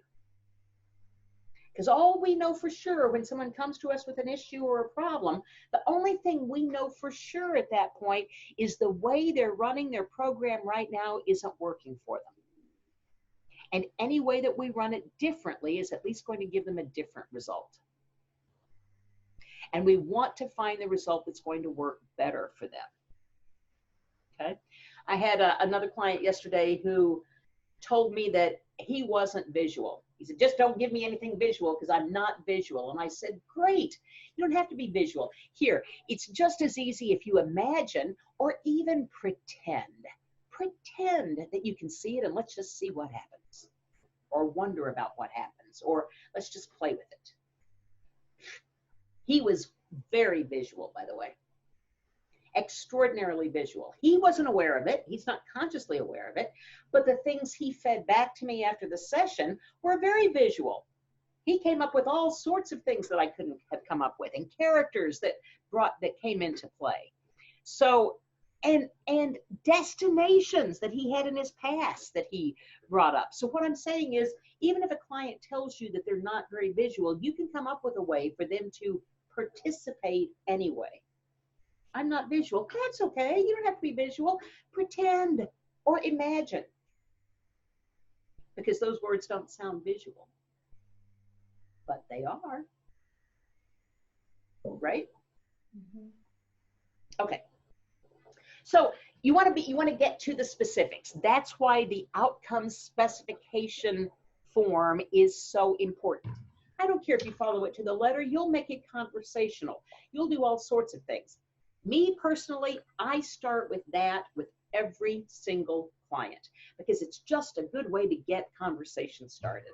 And it's a good way to know how we're going to veer off and do interventions, whether we do a quickie here or we're going to write that down and use that in our hypnosis process. If they tell us something, if they tell us, as an example, I'm going to send you a video of, I believe it's Orman McGill doing this. I think it's Orman McGill doing this. It's a very authoritarian hypnotist, is doing, I'm going to have you learn some things about Anton Mesmer. This is in your homework, about animal magnetism and how you use body fluids to create different things. Yoli, I think you're going to like Mesmer and animal magnetism because it's moving energy, okay? But what I want you to understand is whether or not we're really moving any energy is immaterial. If your client can imagine that the energy is being moved, that's what causes the healing or the change. Does that make sense? So in this one video that you'll see, he does some animal magnetism kind of stuff. It's brilliant. What I want you to really watch for is how they are hypnotizing the client using energy movement as the healing modality. But what happens is he stands up at one point and has her practice it by imagining a bridge suspended between two high elevations, and she's walking across the bridge in perfect balance. And I went, oh my God. You know, you don't ever want to pull that on a client unless you know for an absolute fact that they don't have a fear of heights or they don't have a fear of bridges. Right? I mean, I just thought for such a schooled hypnotist that we all look up to, I just thought that was the worst set of suggestions I'd ever heard. Because if you don't know that your client doesn't have a fear of heights, you don't want to put them suspended on a bridge between two high elevations. Right? And if they have a fear of bridges, you don't want them walking across that highly suspended bridge. But maybe he knew ahead of time. Maybe he empirically knew that she loved heights and bridges, and so it was a perfect example. As you watch it, just chuckle at that and realize that you can step into it as much as you can help your client step out of it if you're not careful. It's all in how you form those suggestions, right? But anything can be adapted. We want to adapt and we want to do it and we want to work with everything that we've got to work with. So specific to a positive outcome. State what you want rather than what you don't want. And if you're only hearing what you don't want, I don't want to feel this, I don't want to feel that, I don't want to feel something else. If you don't feel that, what do you feel? Oh, I don't know. I've never not felt that before. Well, let's be curious about that. Just stop and close your eyes for a moment and wonder, if you didn't feel that, what would you feel? And so you just want to keep drilling down until you get that over to a positive, something that you can go for. Or if they're stuck on moving away from pain, then you have to work with that client over and over and over to get them farther and farther and farther away from their pain. Because if you're running an away from strategy, moving away from pain, as soon as you move this far away, you've had success in the subconscious mind. Woohoo, we're good, but they didn't reach a goal yet. Okay? Measurable. You want your suggestions to be measurable. You want them to have something they can latch onto to find out if it's really going to work. How will you demonstrate and evaluate the change that you've made? That's why we ask the question, how will you know when you have it? How will you know when you have it? Well, I don't know. I've never had it. I know you don't know. But when you have that, what will it be like? How will you know? What will be the clues to let you know that you have it? Because then we want to suggest that the client go looking for that. Remember, with that color game, you'll always get what you go looking for. If you're looking for blue, that's what you're going to find. If you're looking for red, that's what you're going to find. So go looking for what you want so you can find it, rather than going looking for what you don't want. A great example of that is my daughter's two grandmothers, her father's mother and my mother. My mother was the most negative person I've ever known in my life. She had a lovely life. She was an executive. She was rich. She traveled. She had a beautiful home, and nothing was ever good enough. Nothing was ever right. There was always something wrong. You could eat off that woman's floor. Her house was so clean, but she was always finding something that wasn't right. Oh, that's out of place. That's out of place. She was always looking for and finding things that would make her unhappy. And so even though she lived a wonderful life, she lived it kind of unhappily because she wanted it to be perfect, and there were always little picayune things that weren't perfect. My daughter's father's mother, on the other hand, was the most positive person I have ever known. There was a day when she fell and broke her hip. My daughter called her in the hospital and said, "Are you okay?" And she said, "I'm fine." She was 93 years old at the time, by the way. She said, "I'm fine. I'm in the hospital, but I've got a great room, and I've got 2 bouquets of flowers here already, and I've had 3 people come visit me, and I've got a television set that's big, and I get to watch the football game tonight. I'll be home in 3 days, and I'll be on a walker for a while, but I'm going to be fine." Wow. There's a woman who went looking for what's right in her life, right? So as she went looking for what's right, she was thrilled about the flowers that she wouldn't have gotten that day if she hadn't ended up in the hospital. Yeah, okay. So she went looking for what was right in her life. That's what we want our clients to do. Go looking for what they want rather than be mired in looking for what they don't want, because they're going to find a bunch of that too. So measurable, so that we have things for them to look for so they know that they're making their change. We want it achievable. Okay, that's why it's important to be specific. We want it achievable.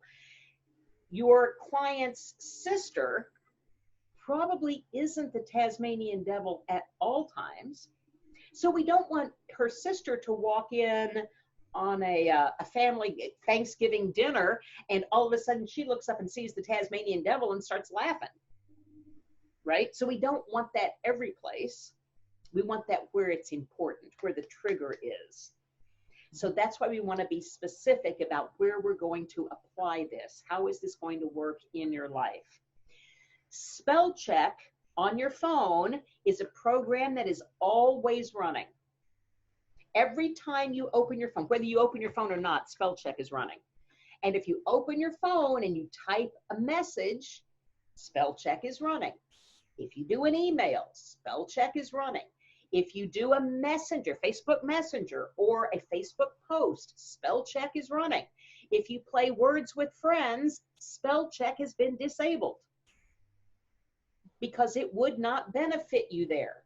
Well, it would probably benefit you, but nobody would want to play with you. So, or it would keep you from using words that the dictionary doesn't recognize as real words, but are real Scrabble words. The point is, you want to be able to disable the programs when they're not useful and continue to use them when they are useful. So we want to know what is achievable, what you can do. So that's why, Yoli, I said we had to get down to when is she going to buy that water bottle? Because you told her your first step is to buy a water bottle. Mm-hmm. And if she can't get to the store until next Wednesday, then she can't take her first step till next Wednesday. Right? So how will you know you have it? Or what will help you with that? I'm going to get a new fun water bottle. Great. When might you get that? Well, I'm going to go tomorrow. Now you've got a suggestion. And so tomorrow you'll wake up and you'll be excited about getting your new water bottle that you'll be blah, blah, blah, blah, blah. Right? Because that is achievable. We know exactly what we're going to do. And if you just say drink more water, we don't know if that's achievable or not because we haven't measured it. How are you going to know you're drinking more water? Well, I'm just going to drink more water. Well, how will you know that you're drinking more water? Okay, I'll measure it. Oh, how are you going to measure it?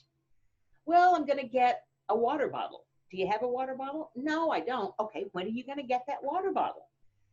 I'm not going to let them off the hook. I'm going to be relentlessly drilling down until I get a specific that we can actually work with. Then I can create a suggestion.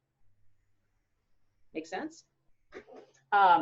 They've got to be relevant. It's got to be relevant to the issue, and it has to be time bound. You've got to know when it can be accomplished. It has to be time bound. So when are you going to do that? That's kind of why we needed to know about when she was going to get it. Okay, so let's look at some magic words real quick, and then we'll take a break. So I gave you the handout of the top 20 magic change words. If you look at those first three, easily, naturally, and automatically, that softens whatever comes after it. You will easily make this change. So you're telling him to make a change, but you're also telling him it's going to go easy. The conscious mind, the thinker, is looking for the subject and the verb in a sentence. And all the other words in the sentence sort of slip through. They're not the important point to focus on. Remember, the conscious mind is pretty limited. So those other things, this change is going to be easy for you, slips right on in. And you'll find drinking water is so easy. And it's an automatic change with that new water bottle because it's so much fun. And so you've told them that their change is going to be automatic and it's going to be super easy, and they're going to buy into that because they've got this new fun bottle that they told you they were going to get, and that would make it easy for them. So that softens what's going to happen. Those words aware, realize, experience, and notice. Whatever you tell them, they will. Yoli, notice the color of your jacket. What is it? Red. Okay, so I just told her to do something and she immediately did it. They will do what you tell them. Paula, realize that we're making some real progress today. I think I got agreement. Yeah. Okay. Experience how cool this is going to be in your life right now when you have all of these techniques under your belt. Can you experience that? Okay, I don't know how you did it. I don't know what you did to experience it, but I got nods from everybody. Be aware. Be aware that changes will occur easily, automatically for you starting now. The next set, expand, beyond, unlimited, they cause the subconscious mind to focus on space. So let's go beyond the limits you've experienced before and discover how easy it is to drink more water because you have a new bottle and now it's fun and easy and automatic. The ing ending, let me just talk about that for a second. Okay, so Yoli, I told you to notice the color of your jacket. As you're noticing the color of your jacket now, what color comes to mind? Red. And did it feel different for me to say notice that, or as you're noticing it now? I don't think so for me. Okay.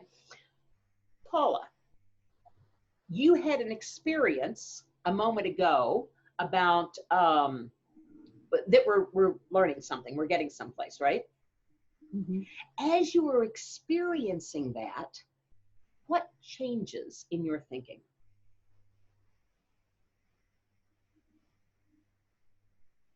I think I'm more convinced. So did experience it, and as you are experiencing it, change anything for you? Yeah, when you said experiencing it, I went to it and I was. It's not in the past, it was in the present. So notice what an ing ending can do to a word. Notice is very direct. As you are noticing it now, realize that you can make that change automatically and easily. For Paula, it brought her into the present tense. For some, it provides movement. It makes it more active. Experience it is kind of stagnant. As you are experiencing it now, discover what your body is doing. As you are experiencing that wonderful conversation, that successful conversation we're having with someone, notice what your body is doing now. Okay, so these aren't hard and fast rules, but that ing ending, notice that our words are very important. That ing ending can change the whole movement of the suggestion. The next set of words, before, after, begin, during, and now, causes the subconscious mind to think of time. Before you go into hypnosis, allow yourself to be comfortable now. Well, we presuppose that you're going to go into hypnosis, but I gave you a suggestion to, before you do it, notice how comfortable you are right now. Okay? After you've experienced, after you buy your water bottle, notice how much fun it will be to drink more water every day. Right? After you bought your water bottles, now you're presupposing that that's already done. Notice how easy this change that you want to make is going to be for you. During class, we discover things. After class, we practice things. And in the next class, you'll know you have it now. So I just played with time there. After class today, you'll practice. Or I don't remember what I said. I have no idea what I said, by the way, and that's often what happens. But I just threw those words in there and started using them to create a place that we were going to go. Imagine is a one-word induction. We've been talking a lot about inductions and deepening and all of that, but imagine is a one-word induction. Imagine anything. And it shuts down the conscious mind. It doesn't have to be factual. It doesn't have to be true. It's just an imagination. So anytime we tell the clients to imagine something, we are inducing, if they follow that, if they take that suggestion, we're inducing that trance state. Create is another way. Create the scene the way you want to see it. Go into the movie theater. Take your favorite seat and create that theater in any way that you want. Now the mind is going to start doing things. It's going to make it dark, or it's going to make it comfortable, or it's going to do whatever it wants to do. But it's already going off on its own thing. So imagine and create are one-word inductions to send you into a creative framework, to get you out of analytics and into creation. We talked about, is that two-step process. Don't go into trance too quickly. Well, some people might say, I'm going to go in as fast as I want to. You don't control me. And they'll go into trance anyway. Oh, don't go too quickly. Okay, I'll go slowly. Some people will take that suggestion, but it presupposes that you're going to go into trance, regardless of how you choose to do it, right? But is a word that cancels out everything. But is the great destroyer. The mind automatically negates everything that came ahead of it. When I was a little kid, when my mother, I was an only child, and so with all of her negativity, she saved everything I ever did and was very proud of me. And so when she died, I got to see all of my old report cards, and because they were all saved in a file. Well, I noticed that several of my teachers wrote on my report card, Karen is a good student, but she talks too much. Imagine that. But at any rate, I've gotten a lot of trouble for that, because my mother would say, you talk too much and you're going to get in trouble for that. You have to talk less. I was an only child, for Christ's sake. I needed people to talk to. If I didn't have anybody to talk to, I wouldn't have enjoyed school so much, and I wouldn't have been such a good student. But the other part of that is she's a good student, but she talks too much. So the whole part about being a good student got lost. It was erased. But canceled it all out. She's a good student, but don't pay any attention to that because she talks too much. So be aware of that when you're giving suggestions to your clients. The mind automatically negates everything. You can use that strategically. You may not feel like going into trance right now, but won't it be interesting when you do allow yourself to relax and go deeply into trance? So you canceled out there, I don't want to. You can go into trance as slowly as you would like to, but we can do more work the faster you go. I'm just making stuff up as I go. None of these are hard and fast. Don't write them down and say, okay, I'm going to use that with everybody. I'm just saying that these are ways that you can use it. Now, but is the great destroyer, and is the great multiplier. You can buy a new water bottle and you can enjoy having more water every day. And you can notice that new water bottle is so much fun, and it can make it so easy to follow what you want to do for yourself because it's what you want. So I just stacked a bunch of suggestions by adding the word and this can happen and this can happen. And you can close your eyes now and you can find yourself going deeper into hypnosis. And you can notice that your body is relaxing. Before it relaxes completely, you can take your attention to whatever.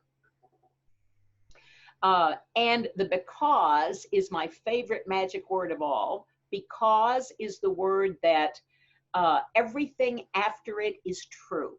The conscious mind in particular wants logic and reason, wants an answer for everything.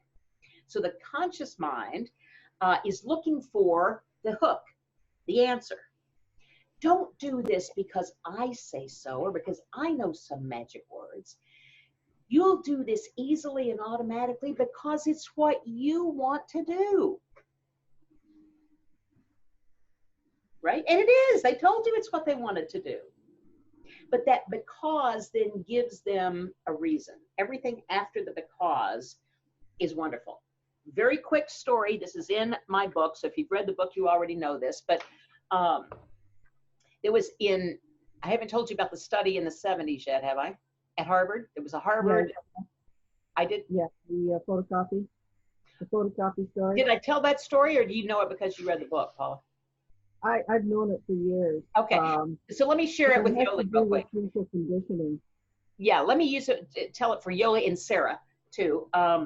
So a Harvard researcher was looking for human nature, information on human nature, and she had her interns do a research project, 3 different things they had to do.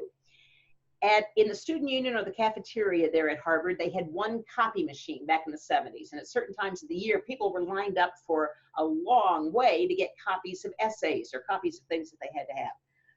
And so her interns were told to go to the front of the line, not the very front of the line, but 2 or 3 places back, and see if they could cut in line, see if students, if human nature would allow them to cut in a long line.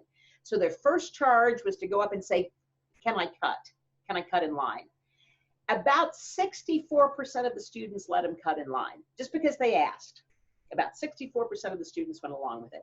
The next, pretty nice students there at Harvard, by the way. The next assignment was to say, to give a reason for doing it.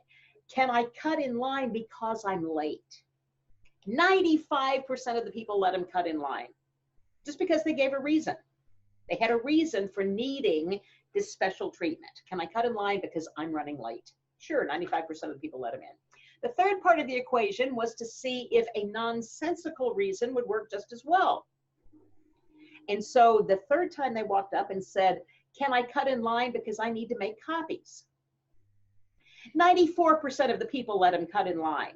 94% of the people let him cut in line, and realized that everybody in that line needed to make copies or they wouldn't have been in the line to begin with. So let me cut in front of you because I'm here to do the exact same thing that you're here to do. Right? Doesn't even make sense. So what we know about human nature is when you give when you attach a reason to something, you will have more compliance. So give your clients a reason for doing what they're doing. Don't do this because I tell you to. Do it because it's what you want. Imagine having that new water bottle and drinking more water and how much fun it will be, because that's what makes it fun. Having some new bottle to drink your water out of. It even makes it taste better, but whatever, right? Right. But you're giving them the reason. And so that's what makes it magic. Those words dropped into your suggestions create magic because they pass that critical faculty, that, yeah, but what about this? And they just go right on into the subconscious mind where you can act on it. We'll play with a little more language patterns when we come back, and we'll do a very cool process. Let's take a 10-minute break and then come back. Okay. All good? Okay. Okay. See you in a few.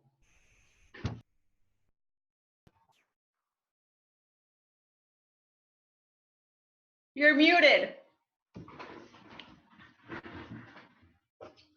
So you can see me clapping. I said, everybody clap, and we're ready to go. Woohoo! So let's move it along. Any questions? Yoli, do you have any questions? No. Paula? Any No. questions? No. All good? Yeah. You are standing now. Are you going to exercise for the rest of our?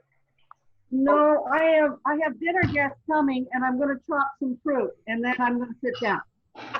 But I've got to get these pies in the fridge. So I thought we were going to be treated to a little Martha Stewart moment. Well, we could, because that's basically what I'm going to be doing. We'll move along with this. How's that? You do your thing, we'll do our thing, and then you'll join us. No, I I know you can multitask. No, I know that I know you'll do both at the same time. That's not what I meant. Okay, real quick for post-hypnotic suggestions. Everybody talks about post-hypnotic suggestions. And yes, post-hypnotic suggestions are important. As a matter of fact, some have said that this is the heart of hypnotherapy. That post-hypnotic suggestions are given in trance about states of behavior to be experienced in the future. Yes, that's true. Is that the heart of hypnotherapy? I don't know about that. I do know that it is a way for you to have your client future pace or do tasks, or in any way that you can get them to do the work. Because you're not going to do the work for them. I guarantee you that after you've seen 14 weight loss clients, you are not going to have the time in your day to follow them around in their life and keep the fork out of their mouth.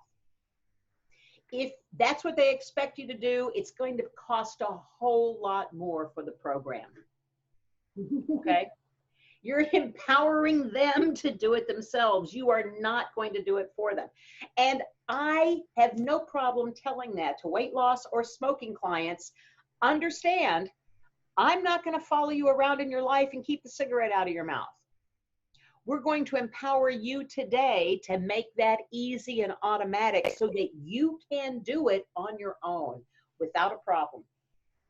After this session, you'll discover you don't have an urge or a need or a want. It's gone. Did you hear the magic words I was using? After this session, you discover blah, blah, blah. Okay? That's wide awake. So all of these language patterns that we're going to learn in a moment are about, in conversation, seeding all of the ideas that you want them to have. Capitalizing on everything that they tell you and feeding back to them suggestions as you go. Conversational suggestions. And then, quite handily, you get to use this information in the formal hypnosis process too. But these are going to be skills that you can use along the way as you're interviewing them to point them in the direction of success, as opposed to keeping them mired in the I don't think I can mindset. All right? So a post-hypnotic suggestion might be, well, let me go back, might be what Paula said, you know, to her client after she was already emerged. Let me get the wording from Paula, because I thought it was brilliant. You know, it is a little unfair that Paula keeps jumping ahead of the class and doing all this stuff before I ever teach it, but that's okay. It makes my job easier because then I can just quote what she did and I don't have to actually do it. I'm kidding. Uh-huh. I'm always looking for ways to work less, though. Uh-huh. Okay, so Paula said,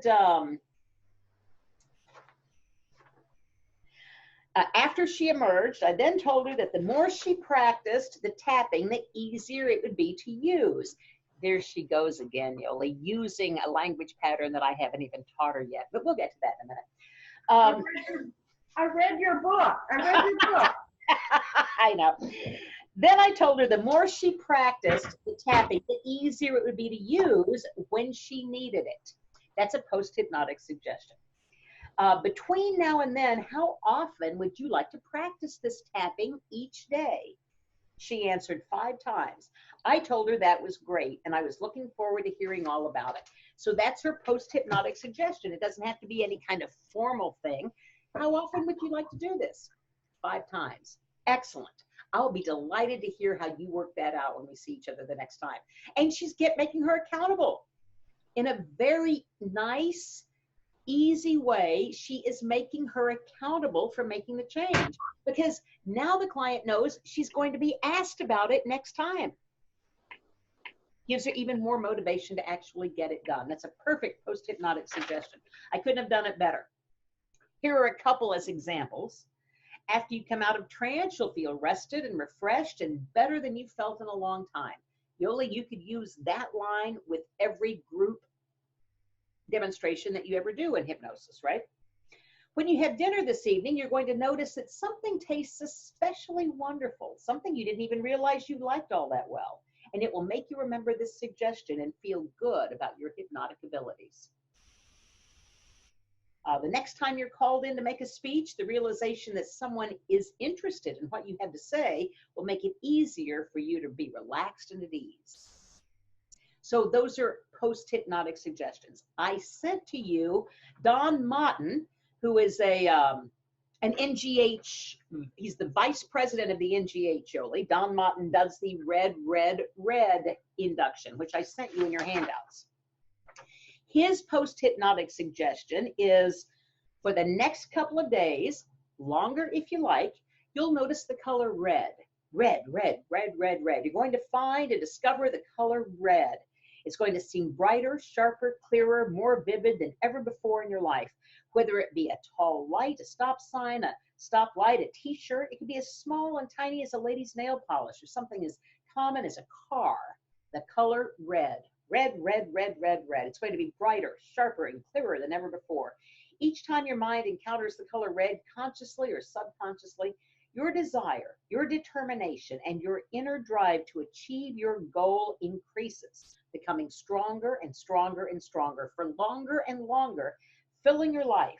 And you find that you won't even have to look for the color red. You just see it automatically. Red, red, red, red, red, wherever you go. So now he's linking the change that has been talked about to the color red. Well, guess what? Everybody's going to leave his office and they're going to drive home. What color do you think they're going to see the most of as they drive home? Taillights, stoplights, stop signs, cars. So it will be immediately reinforced as they see that color red. I'm not suggesting that you use the red, red, red as your post-hypnotic, but it's a good one. So I'm passing it along to you. It's a good all-purpose link to a change. Now, Don Martin cleverly takes it one step further. I think this is kind of covert and sneaky, but it's brilliant. He has his business cards printed on a red see-through, it's a gel, like a red gel. And so he, at the end of the session, he hands them his business card. Guess what they're seeing? Red, red, red, red, red. And it's a covert way of linking him to their change. Right? Because every time you see the color red, you will remember what I'm telling you here and you will do it. Well, oh my God, that's a way to link them to, he's helping me make my change. If I ever have another change to make, I got to go back to him because he's got the red card. It's very clever, but it's also kind of insidious, right? Yeah.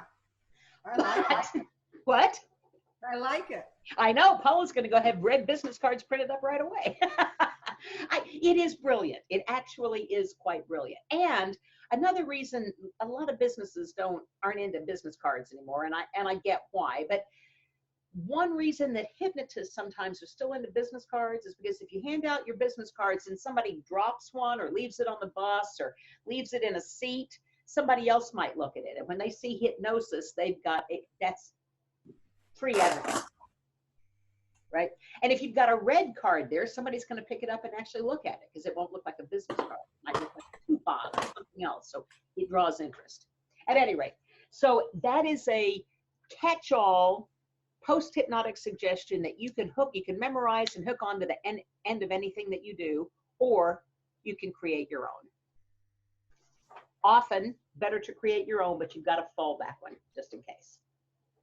So magic words and language patterns. Let's go to those handouts quickly and look at, the first thing I want to tell you is there are a million language patterns. It's common desultory conversational language.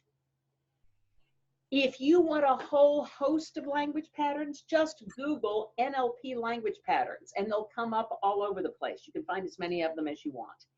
You're all on my mailing list now, so you'll get a new one every month that you can add to your repertoire. You can add these, but I'll also tell you, I have students who have nothing but this sheet and the magic words on their desk, and that's everything they use for their scripts. They create all of their scripts out of this information.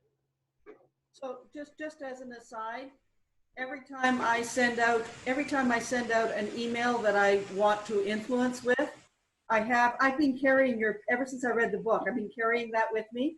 I pull it out and I embed at least one or two words in every sentence. It has been remarkable, the response I get.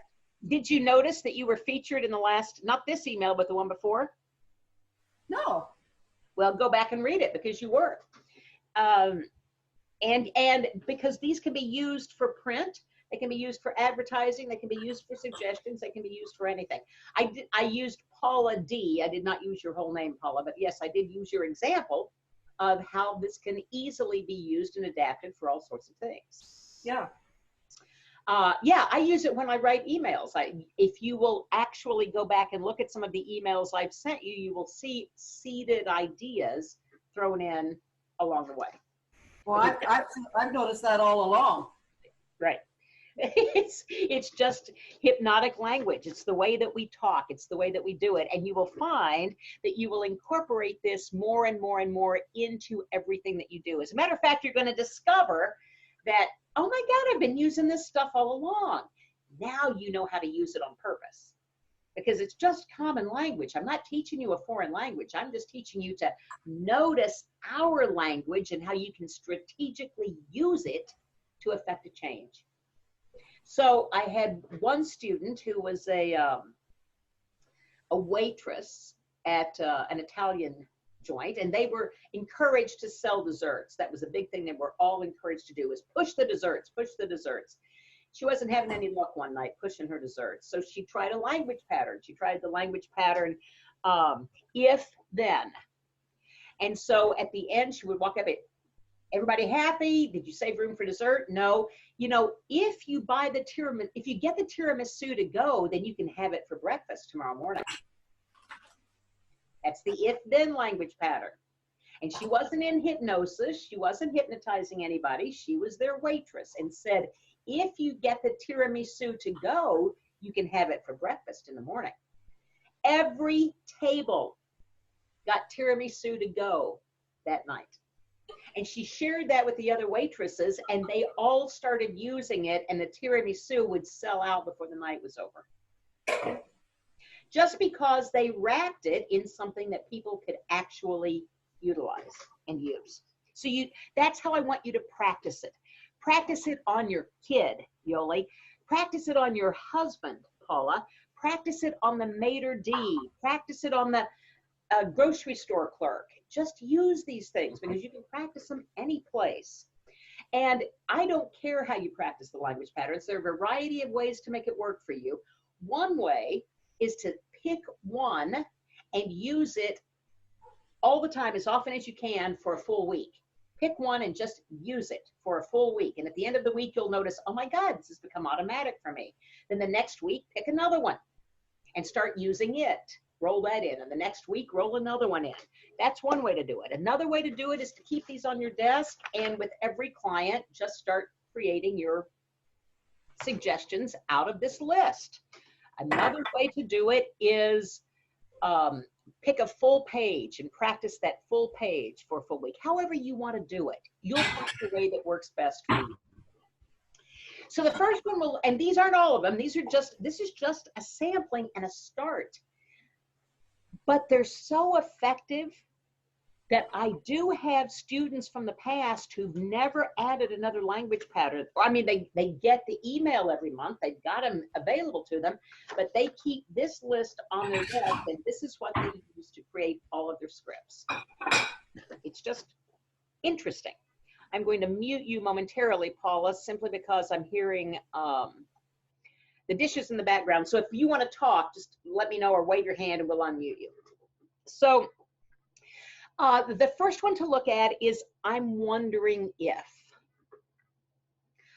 I'm wondering if Paula will join us really presently now. Oh, I was hoping that I could make the transition into wherever she's walking to and she would show up and it would look beautiful, but it didn't work quite that way, Yoli. So that was just, that was a, what is it? It's a Pinterest fail. That was a suggestion fail. But remember, there's no fail, just feedback. Don't do it unless you know it's going to work. I'm wondering if Paula will turn around and wave at us right now. There we go. Okay, I didn't tell her to turn around and wave at us. I was just wondering if she would. Right? So there's little resistance to put up for your client. There's little to resist. I'm not asking you to do anything. I'm just wondering if you might.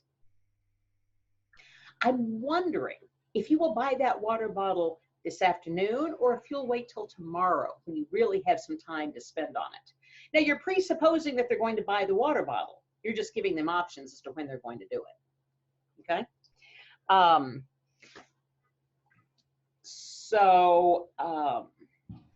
wondering if you can imagine being totally smoke-free and realize the good feelings you will have from that.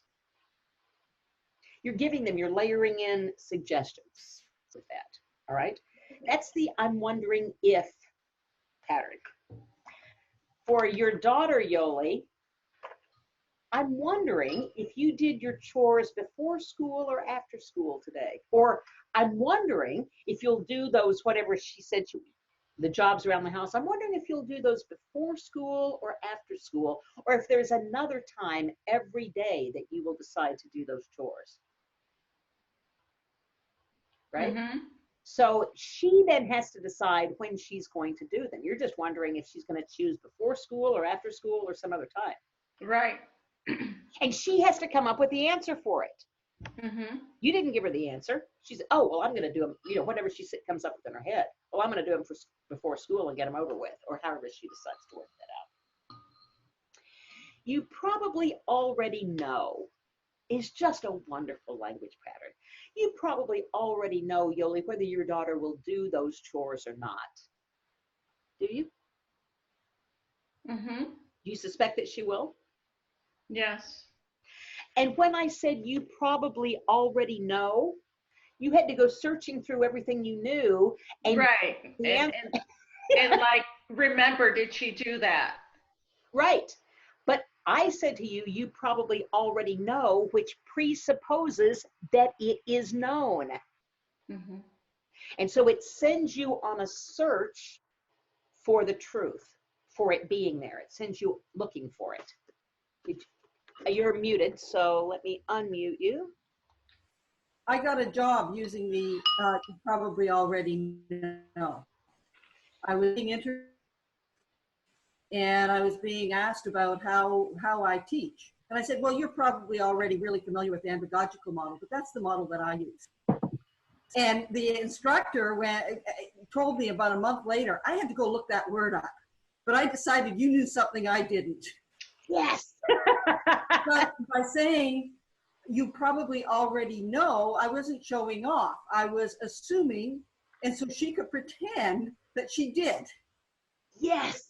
And then she went to discover it. Yes, she did. Because saying you probably already know, let your client know that it's known, and you assume that she's smart enough to already know it. Absolutely. And then they take it as truth, and sometimes they go back and look it up, and most of the time they don't go back and look it up. Most of the time they just presuppose it to be true. Mm-hmm. Right? In my case, I added mirroring to that, and about 3 months later, she said, I don't know what happened in that interview, but I never felt so comfortable with, I knew we just had to hire you. So she was affecting the change that she wanted. She was creating the reality that she wanted by using language patterns and mirroring and, oh, by the way, hypnosis. Yeah, I didn't know that. Yeah, you didn't know that. That's the thing that we discover when we become hypnotists is, oh my God, I've been doing this my whole life. This is what my mother did to me. This is what my kid does to me. My dog hypnotizes me. Right? Because he can look and observe me and knows what I'm going to do, and he can let me know by running over to his treat table that that's what he wants. Yeah. Mm-hmm. He's giving me nonverbal suggestions, right? So we do it all the time. Even our pets do it. It's so easy. It's so automatic. We do it without even thinking it. What you're being empowered with now is how to do it strategically, on purpose, and stop doing so much damage along the way. Because hypnosis goes both ways. It can create damage or it can create positives. And if you don't know what you're doing, you're going to get a lot more negatives than knowing what you're doing. Right? Right. Fortunately, our client's parent didn't know hypnosis. So they leveled a lot of really awful suggestions on their kids. And that's how they end up in our office. I'm kidding. Well, I'm not kidding. I mean, that's exactly how they end up in our office. But they end up in our office because somebody gave them a bad post-hypnotic suggestion. They took it and they've been using that post-hypnotic for 40 years, 30 years, 22 years. A smoker as a teenager might say, I need to belong. I want to join that smoking group. And so they patiently teach themselves how to smoke. They've given themselves that suggestion that I will belong when I do this. And so they patiently carry it out, right? But they've given themselves a bad suggestion. Well, now that they want to do something different with their life, they instead should give themselves a better suggestion. But they already know how to give suggestions, right? They just want to give themselves a better suggestion. You probably already know that nicotine is poison. Why not say that to a smoking client? And then if they go, I didn't know it was poison, you can say, you know, a thimbleful of nicotine would kill a horse. Just a thimbleful of straight nicotine would kill a horse. So you know for a fact that they don't put very much nicotine in a cigarette because you're still walking around and you smoked a bunch of them. Right? We don't care if any of that is true. It is, by the way, but we don't care if it's true. We just want our clients to go along with the belief that they can make that change. Can you imagine? That's another language pattern. Can you imagine? Now, imagine is just that one word induction. It works magically regardless. Can you imagine? Can you imagine, Yoli, a time when all of this just is natural for you and it just comes off the top of your head with everyone you work with? Yes. I didn't ask her what that would be like. I didn't say anything about that. I just asked if she could imagine it. And she's going, yeah, I can imagine that. That's cool. So we can ask them to imagine anything. Can you imagine now the power of just this one language pattern to expand your success after practicing it and using it regularly? Can you imagine that? Absolutely you can. You probably already know that people are more likely to do what they're familiar with, and imagining something is a great way to get them to become familiar with it. They're practicing it in their head. They're practicing it. And the more they practice it, the more the familiar they become with it. A person might, Paula, learn these things very quickly. One can, Yoli, learn these one at a time or use them all at once. Now, I threw in your name because that made the suggestion more yours, more tailored and targeted for you. So names are really client specific. Some clients will come out of their trance if you use their name, but most clients will see that it's more tailored to them. Okay, so you might say something like, a person might, Yoli, enjoy the thrill of being at their ideal weight, or enjoy the thrill of being a fabulous hypnotist. One can, Paula, find some good reasons that would make it very useful to be hypnotized. And so what are you doing, Paula, as I made that important for you? I'm thinking about reasons why it would be useful to be hypnotized. Right. And we know how resistant she is to being told what to do. And yet you didn't feel like you were being told what to do. No. So it gets right through that resistance if you're using it strategically. Even with the most analytical, resistant client, you can maneuver the language so that they don't feel like they're being manipulated. And keep in mind, hypnosis can go dark or it can go light. Manipulation can be bad or it can be good. As long as we are manipulating our client into the goal that they want, manipulation is the greatest thing that we can do. And we're using language to manipulate the mental muscle. Just like a massage therapist uses their thumbs or the heels of their hands to manipulate muscles, we're doing that to manipulate the mind muscle.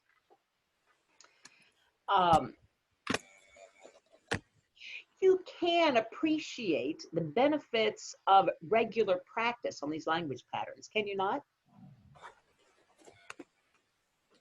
And I've watched both of you nod. What that is a tagline. The can you not is hard to resist. It's hard not to agree with. Mm-hmm. You can, let me just use some of these over here. You can find lots of reasons to shift your awareness to your breathing, can you not?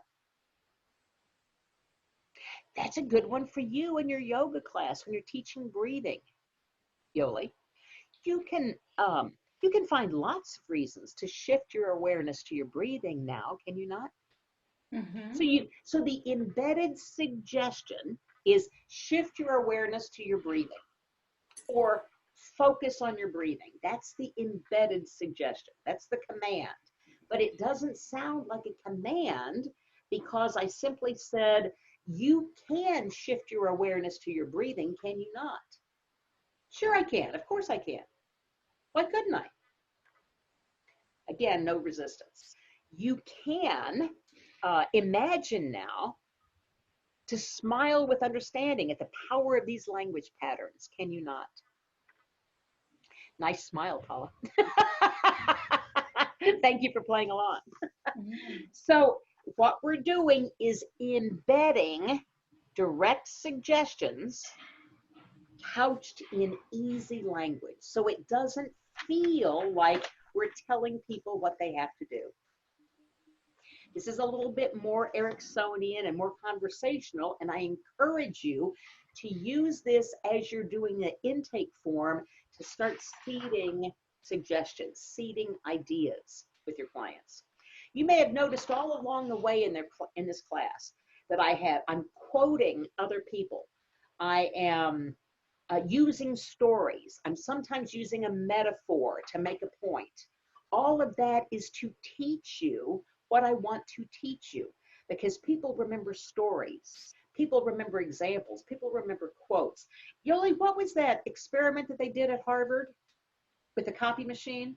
The copy machine, yeah, that if you suggest getting your, if you can suggest or give a reason, what was the word you used? The three groups, the experiment where the three groups were going to make a copy, but if you tell them why, they're more apt to let you do it or believe you. Or I couldn't have asked for a better answer. That was brilliant. Because Paula, what did she not use in that answer? The word because. That's right. You didn't remember the word. You used everything around the word. If you tell them why, if you have a reason, but you didn't use the word because you didn't remember. You haven't drilled down or studied the words yet, but you remembered the story. You remembered everything about the story. And the point was still made with you because you knew why you used that word because. Right? But that's why we use stories and metaphors, because people remember. What was that word? Because. Because, oh God. We use stories because people remember, right? How many times as a mom have you said, because I said so? That's right. And it just. Going on is. I used to say that, yeah. I've gotten used to the fact that when you say because, there's a reason that follows. So they're not even arguing with it because I said so. There Right. you go. I don't have to give you a reason. And that's the most nonsensical thing a mom has ever said. Yeah. Why should I do that? Because I said so. I mean, that's no reason at all. Because if you stick your hand in the fire, you're going to burn your hand and we're going to end up in the hospital. That's the reason. But rather than going through all that, because I said so, just leave me alone. Right? But the because or the reason, the subconscious, and you can say it tells you why something is. You did the whole thing perfectly, Yoli, because of the story. So that's why I'm saying use quotes or stories or other things that help embellish what's going on. That is another language pattern, by the way. I will quote to you sometimes other people, because then it's not just me telling you that this is a way to do it. There are a whole bunch of great hypnotists who are saying do it this way. I will sometimes give you videos of bad hypnosis so that you can laugh at it or compare. But mostly the videos I'm sending you are people that either I agree with, or we have the same philosophy, or we do it the same way, or I think they're brilliant, or they've mentored me for one reason or another. But all of that is to beef up that, is to see the idea that this isn't just me saying this. Don't do this just because I say so. Do this because it's the way it should be done.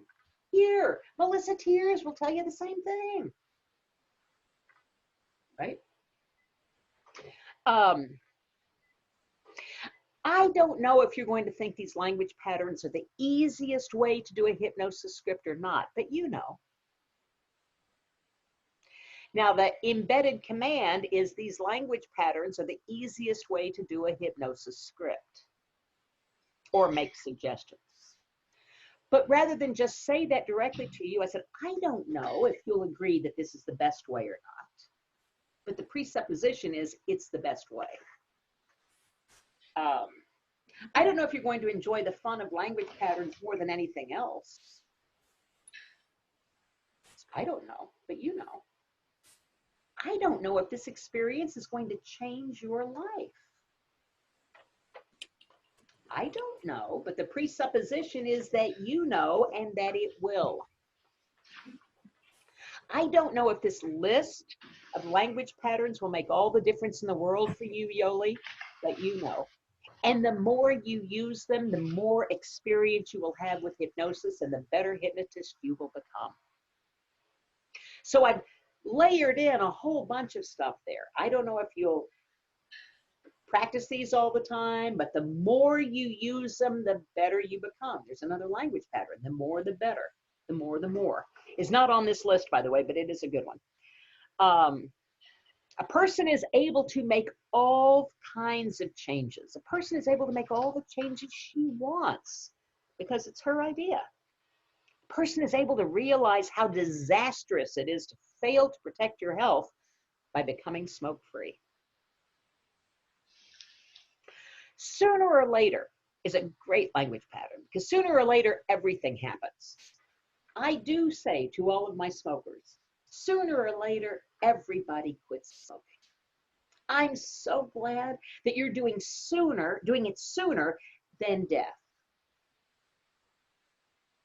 Sooner or later everybody quits smoking. Some people wait until smoking quits them and ends their life, but sooner or later everybody quits. I'm so glad that you're here to quit today. And people look at me like Paul is looking at me right now. You don't really say that to people, do you? Absolutely. I'll say whatever I have to say to get them to do what needs to be done. Are you kidding me? I didn't go out and pick them off the street and say, let's make you quit smoking today. They came to me in order to quit smoking. So I'm going to pull out all the stops. I'm going to do everything I can to see the negativity, to get rid of it, to get it into their head that this is something that they're never going to want to do again. Right? There's the if you then pattern. If you buy tiramisu to go, you can have it for breakfast in the morning.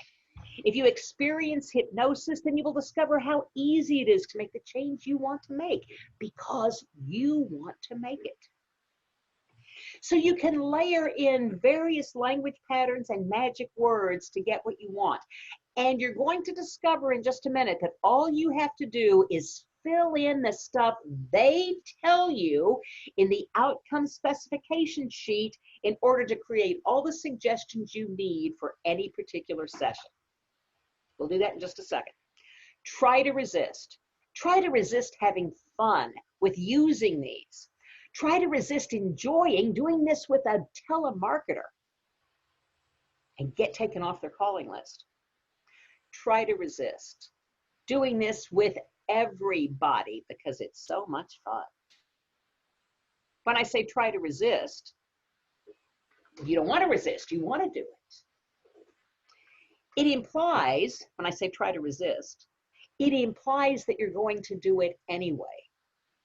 The presupposition is that you are going to do it because I'm asking you to try to resist doing it.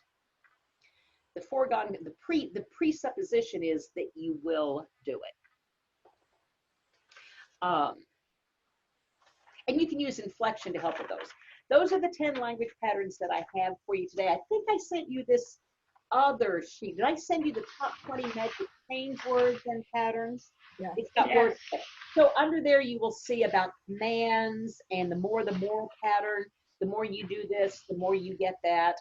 The more you drink water, the less weight you will weigh. So it can be the more, the less. Quotes and attributions work, and metaphor and stories work. We've already talked about all of that. It's just another sheet for you to have something to go on. And I sent you this top 10 language patterns, this sheet, did I not? Okay, Yes. pull that sheet out now, because we're going to play and discover how easy this is. Okay, so we've got a client who came to us to quit smoking. They came in and said, I want to quit smoking. I want to quit smoking because it stinks, it's expensive, it's bad for my health, it's bad for my image. Well, what benefits will you get out of doing this? What will it do for you to quit? I'll save money, I'll feel better about myself, I'll live longer, I'll laugh without that smoker's hack, I'll be able to walk up the stairs like I did as a kid without getting out of breath. That's what we've learned about our client. Does that make sense? If you want to make some notes real quick. They want to quit smoking because it stinks, it's expensive, bad for their health, bad for their image. And the benefits they will get out of it are to save money, feel better, live longer, laugh without that hack, and be able to walk upstairs without breathing hard. So now let's create some suggestions for this client going down the list of language patterns. Take that one page right there, and we'll just go down the list. I'll start. You probably already know that smoking stinks. Paula? Do I use the same one or go down? No, go to the next one. Go to the next one. Jump down. Can you imagine how it will feel when you can go up those stairs comfortably, easily, and you won't have to catch your breath? Yoli? You can stop smoking, can you not? Perfect. Easy enough. Yes, you don't have to go any farther than that. You can do it, can you not? Now, let me just caution you on that one. You could run the risk of having them say no if they haven't yet figured, if you haven't done the intervention ahead of time. Okay? So you've got to know that they have a path to freedom before you ask that question, or before you say it that way. You can quit smoking, can you not? If they don't have it in their mind that they can, you're going to get a no response to that, even though it leads you to a yes response. Unless you use voice inflection. So even if you don't have a guarantee from them yet, you can say, you can quit smoking, can you not? Well, yeah, I can. I just haven't yet, or I haven't decided to yet. But I'm just saying that's kind of tricky. Okay. Okay, so let's see, the benefits are, it's effective and they'll save money. So you could say, you can save money as you quit smoking, can you not? Okay. Can you imagine how much money you'll save? You can save money as you quit smoking, can you not? So we can just go down a succession like that. Okay? Okay. A person is able to quit smoking now that they know that it's because they want to do it. They don't have to be artful. They don't have to be perfect. They don't have to be grammatically correct. Paula? Which one am I on? You're on sooner or later. Sooner or later, you're going to, I forgot all the benefits. Save money, feel better, live longer. Sooner or later, you are going to start to feel much better. Yes, yes. So one of the things about is keeping it in present tense. So let's work on keeping it in present tense. Sooner or later, you notice how much better you feel as you quit smoking. Okay. So that so we put it in present tense. Notice how much better you feel Okay. because you quit smoking or something like that. But sooner or later almost suggests future, though. You have to really fight that one. Yes, you Mhm. do. Yes, you do. But we want to keep our embedded commands still. We don't. So if we say sooner or later you find that you will quit smoking, we're putting that in their future. Mm-hmm.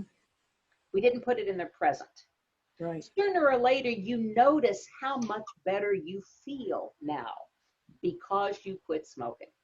It does not have to be grammatically correct. Okay. Sooner or later, you notice how much better you feel now because you quit smoking. So the embedded command is notice how much better you feel. Okay. Make sense? Yeah. Okay. So try to resist, Yoli.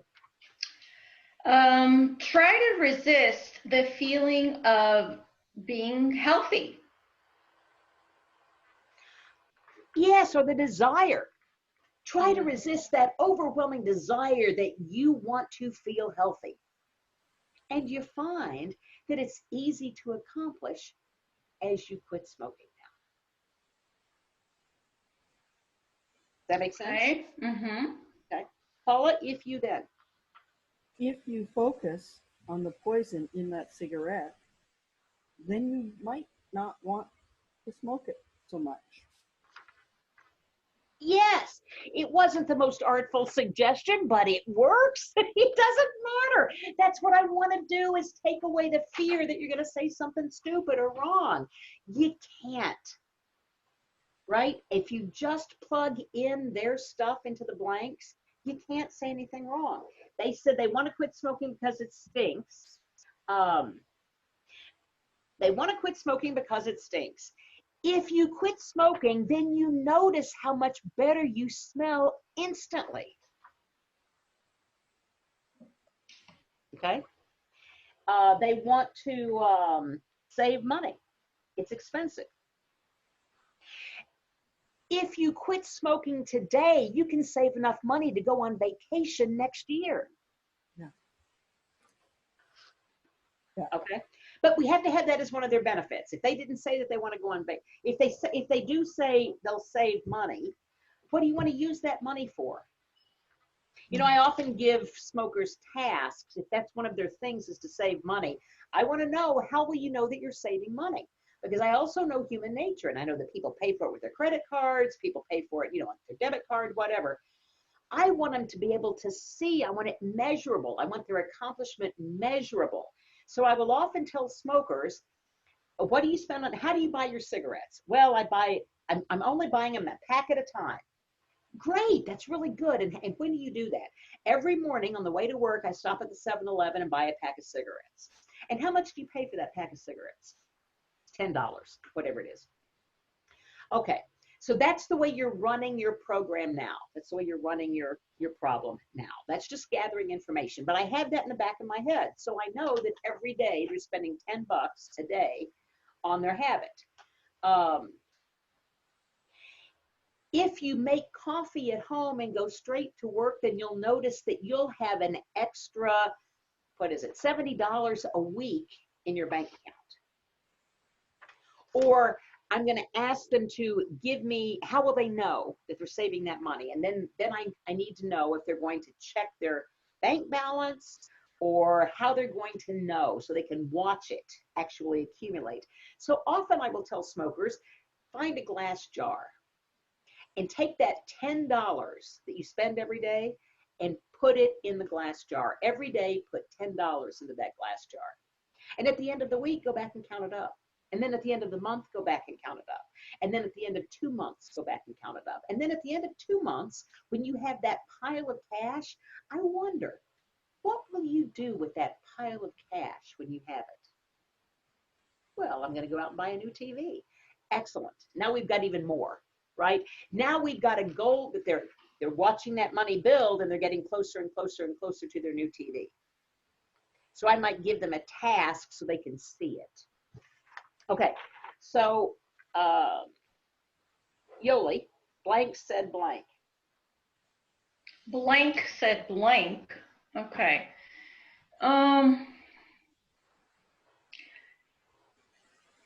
Ooh, I'm kind of stuck with that one. You said you will, is that okay? Am I going? Keep going. Okay. You said you will feel healthier, didn't you? Why not? You put a tag on it. Brilliant. You quoted their words right back to them. Why not quote them? The Surgeon General said smoking is bad for you. And even though you've ignored that on the cigarette pack, you know it to be true. I'm not necessarily thinking that Surgeon General is the greatest person to quote. I'm saying the suggestions don't have to be great. They just have to be, we just have to use what the client wants. As long as we are feeding back to them all of the things that they have told us and the things that they've said, and we're just filling in the blanks with their information, we don't have to make sense. Because remember, the conscious mind is listening for the subject and verb anyway. It's the subconscious mind that's processing all that other stuff. And the subconscious mind can process so much stuff all at one time that it's going to make sense of it. It's going to go looking for how to make sense of the stuff that you're saying to me. Paula, what happens when? What happens when you notice that you aren't smoking? I don't know. I would definitely ask that one in a wide awake hypnosis thing. That's fine. There's nothing wrong with that. Notice what happens when you quit smoking, and then give them time to notice and have them tell you. So what happens? Well, I'm not coughing. That's the greatest thing. In a couple of weeks, we're going to talk about metaphors, and I'm going to teach you a brilliant metaphor to use with smokers that actually use all of this stuff as well. But that's not where we are this week. We're going to stick with this. So Yoli, the more, the more. The more money you save, the more money you'll have to spend. How will you spend it? Woohoo! Yes! And you probably already know exactly how you'll spend that extra cash. And you've rolled in another language pattern into there. And the more you save, the less trouble you'll have paying for your vacation. It doesn't have to be perfect. Just fill in the blanks. Worry less about being perfect and worry more about using their stuff back on them. Right? Mm-hmm. They're already thinking this stuff. You don't have to think it for them. You don't have to come up with new things for them to think. Just use their thinking back on them. So let's have a, well, let's do a real one for a second. Either one of you has something you want to work on real quick for a demo?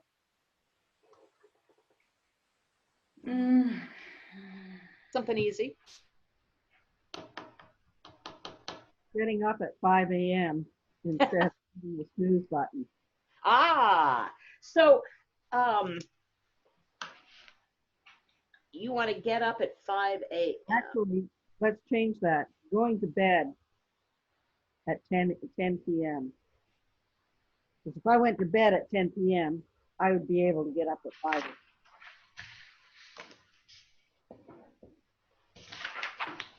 Thank you for that. What will going to bed at 10 p.m. do for you? We would get a better sleep. I would get more sleep. What else? I would feel more rested when I got up, and I would be able to get up and do my strength training in the morning before I went to work. Do you want to do that? Yeah, I do, because when I do, I'm so much more productive at work, and running on the weekend is easier.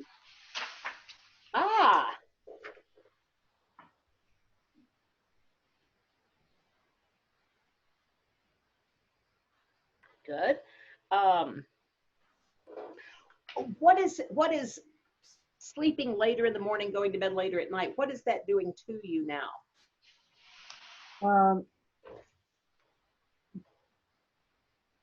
I get to watch some of my favorite programs, which, by the way, I haven't watched since last week.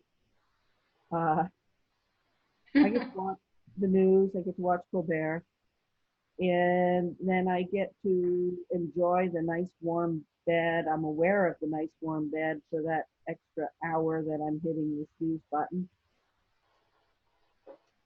Well, I'm still getting to work on time. I'm just not getting to work out. Okay, so let's just take that much information and see. You can have your eyes closed or open. I don't care. We're just going to play with the language patterns of what you said. Paula, you probably already know that getting to bed earlier at night will make it easier to get up the next morning. Can you imagine how your body takes shape and how your energy escalates as you add more strength training to your day? Mhm. You can see yourself doing this daily, can you not? Yeah. I'm not exactly sure how you might do it, but you know. A person is able to record their favorite programs at night and actually watch them the next day as they're doing weightlifting.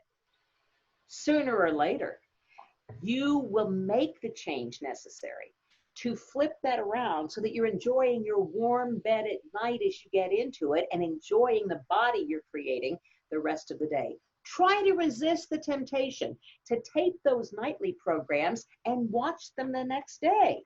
If you tape Colbert at night, then you can watch him as you're doing your weightlifting the next day and laugh. You know, it has been said that early to bed, early to rise is a good thing, and that's exactly what you told me. You told me that if you get to bed earlier, you will be able to get up earlier in the morning, and that's what you want. What happens when you actually decide to go to bed early and set that alarm for 5 a.m. in the morning? The more you do it, the more effect it will have. The more you do it, the more energy you have, the more you will get done. And the more you go to bed early at night, the less you have to worry about getting the things done that you want to do rather than just getting it done for work. Won't it be wonderful when you are running your life for you, because that's what you want? Well, that was easy. Well, that was easy, wasn't it? That sounded so easy. And it sounded thorough and it sounded complete and it got everything hit, did it not? Mm-hmm. And notice that all I did was take these scribbles that Paula gave me and plug them into the blanks on this page. And I created an entire sermon portion of the hypnosis process. So it is this simple. You have an induce, deepen, sermon, emerge script. Close your eyes and do hypnosis with me now. I'll count from 3 down to 1 and you'll go deeper. 3, 2, 1. That's right. You already know exactly what you want here today. And you probably already know that it's easy to do if you decide now. Can you imagine how great it's going to be for you? Blah, blah, blah, blah, blah. And then you emerge. So you have your entire thing done. You don't have to go find some script that's going to be perfect for this particular situation. You write down everything that you learned about them and discovered in the outcome specification sheet. You have the change specified, the one change specified that you want to make, and you drill down on that. And you pepper in some of those magic words, and you've got an entire script. And if you don't feel yet qualified, the more you practice, the better you'll be, okay? The more you practice outside of seeing a client, the better you will be with a client because it becomes just automatic and natural for you. So along the way, all you really have to do is do the outcome specification sheet, specify one outcome, and then drill that in with this. and you've created hypnosis. Now, there is more to hypnosis than just creating suggestions, right? That's all the other stuff that we're learning. But when it comes to, that's what everybody thinks hypnosis is giving suggestions. Actually, that can be the easiest part. If you will resist the temptation to give advice, resist the temptation to tell your client how you run the program, and work with the way they're running it and how change will affect them, plug that into the blanks, and you are good to go. As soon as you begin to practice these patterns now, you will use them effectively with your very next client. Now, that was the language pattern that I rolled into this week's mailing. You got that, right, Yoli? Mm-hmm. Okay, so that's just another language pattern. As soon as you do this, you're going to get that outcome. And that's how we create scripts for our clients. Any questions about any of that? Oh, we didn't do the weight loss client, did we? Okay. Here we got one more. We're going to do it a round robin. So we have a client who wants to be more confident when speaking in public. That's what she wants. She wants to be more confident speaking in public, so that her hands will stop shaking, so that she won't be so nervous, so that she won't stumble over her words. Recognize that she gave us all away from pain strategies there. She wants to be more confident when speaking so that her hands will stop shaking, she won't be so nervous, and she won't stumble over her words. We want her to go looking for what she wants, not what she doesn't want, but just keep those things in mind. What will it do for her when she's more confident? I'll feel good about giving speeches, I'll promote my business and make more money. Okay, so let's take that list of language patterns, or you can take the double-sided sheet because they do have actually different patterns on them. Take either one you want and just start going down the list, and let's plug in some of this stuff.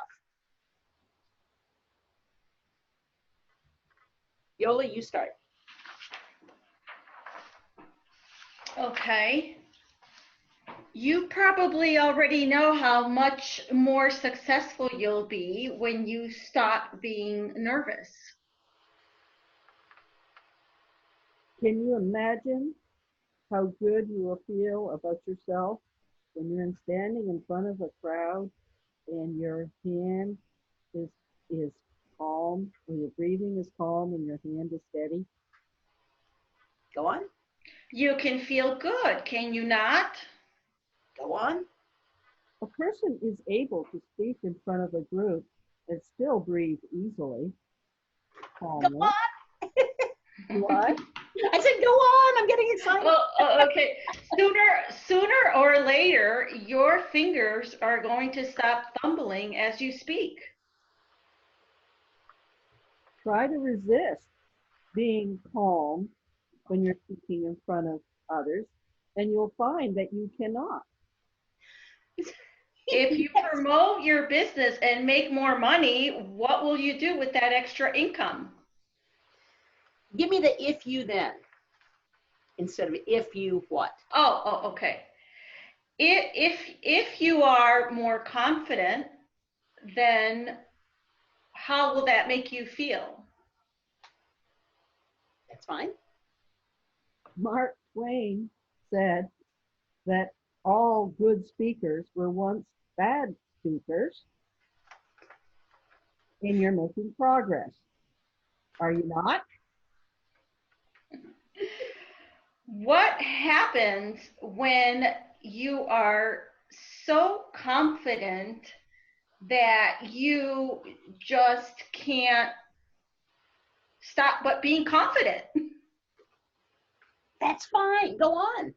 The more you think about breathing calmly, the more calm you're going to be. Yes. And the final one. Okay.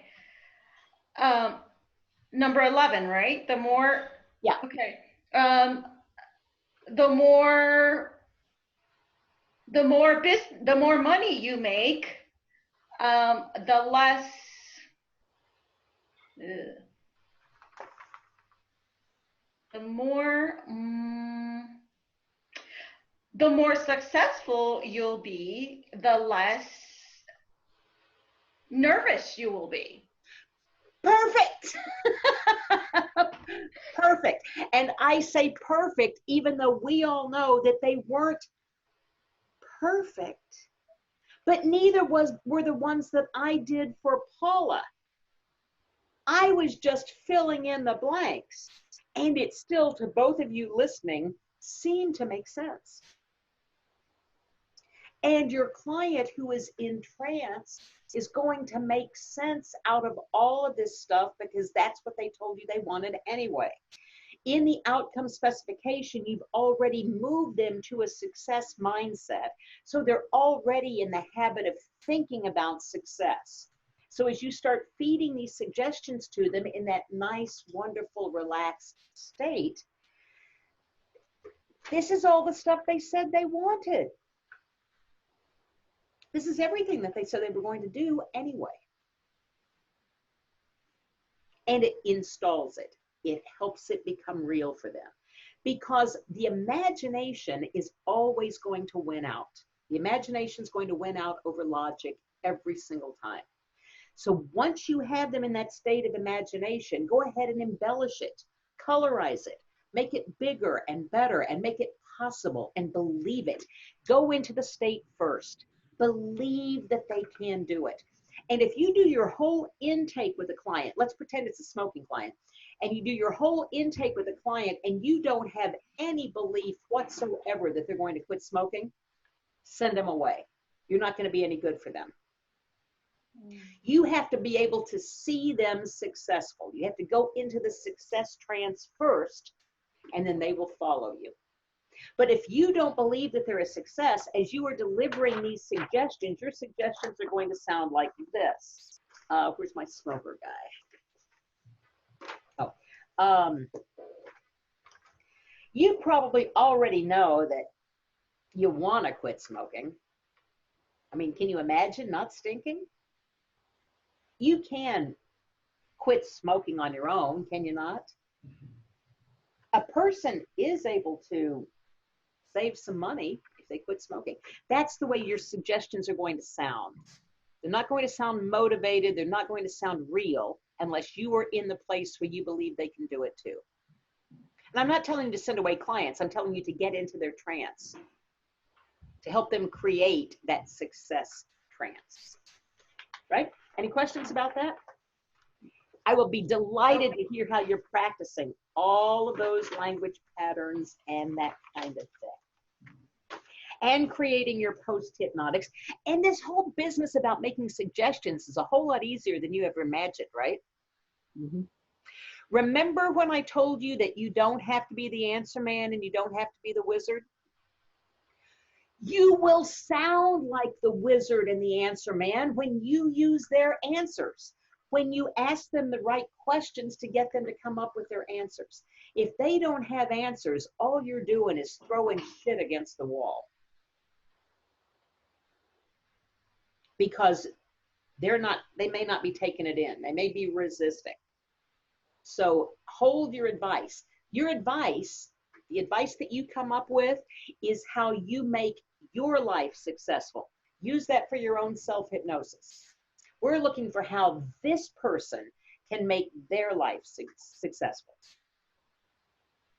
And we want to get into their thinking. We want to know what neural pathways their thoughts are going down. And as we watch them go down the thought road, we want to put up some roadblocks. So they have to veer off and go a different way. So they have to start taking in new pathways. And if we do that enough and they start looking at different options for themselves, this well-worn path will become overgrown and it won't be comfortable for them to go down anymore. Because they will branch off and have a whole bunch of new options available. That's our job.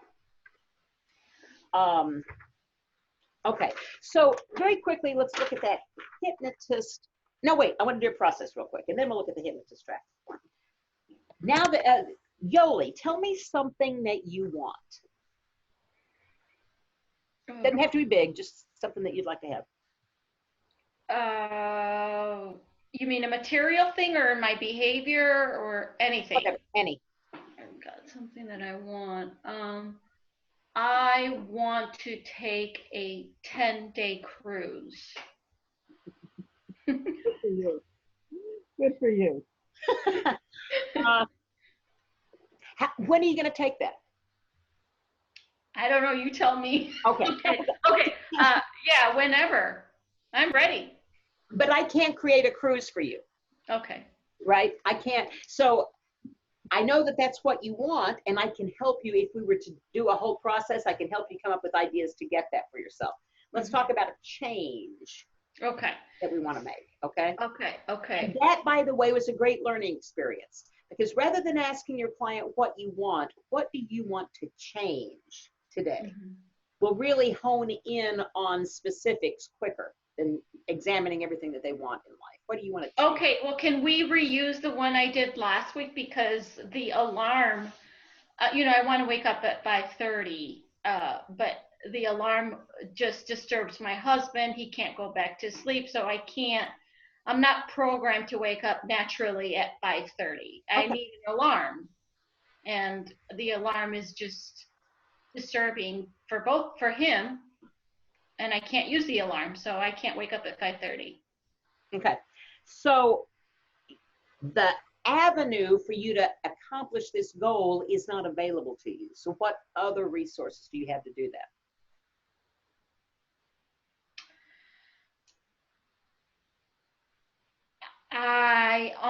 I can't think. I've tried to think about what else I can do. Try to hypnotize myself to wake up at 5:30. I mean. And what time do you go to bed? Between 11 and midnight. What's stopping you from going to bed at 10 or 10:30? Nothing important. Okay, so nothing important is stopping you, but something is stopping you from going to bed earlier, because that, of course, would make it easier to get up earlier, right? Yeah, I get carried away with, let's see, I get carried away some social media. I read. I catch up on my emails. Okay, so this is a weird thing to ask. And I don't know if it's possible or not, but you said that you can't use the alarm to wake up in the morning because it would disturb people. I'm just curious, could you use an alarm or some kind of setting to go to bed at night so that you set the alarm and say, oh, this is my bedtime. I'm going to shut everything down and go to bed. Yes, I can do that. Is that a solution for you? It can be. Yeah. So that was just a quick little way of maneuvering to, okay, you've told me that what you want, you can't get, that there's absolutely no resource for you to get it because it's going to disturb the other person. Oh, unless I go sleep in another bedroom or something like that. You didn't tell me that. Okay. Sorry. Okay. No. I'm not blaming. I'm just saying, if we had time to drill down further, I might find more options. But right now, the only option I had to work with is you going to bed earlier so that you can get up earlier. Does that make sense to you? Yes. So I'm not trying to change you right now. I am just making a point. Okay. So it's just going to be something about, well, we'll see what happens. What you want to do is wake up earlier, correct? Yes. And you have your reasons for doing that. Yes. Paula, what change do you want to make? In myself? Yeah. We already did that. Okay. So you want to continue. Let's just keep with it. Trust me, we're not going to go deep into any of this stuff. So you want to get up earlier. Both of you want to get up earlier. Training at least 3 times a week. Okay. So I am using a script that I am going to send you after we do this, and we'll discuss why in just a moment, okay? So if you don't mind, go ahead and close your eyes. And allow yourself to become comfortable. You're pretty good at this by this point, so allow yourself to become comfortable.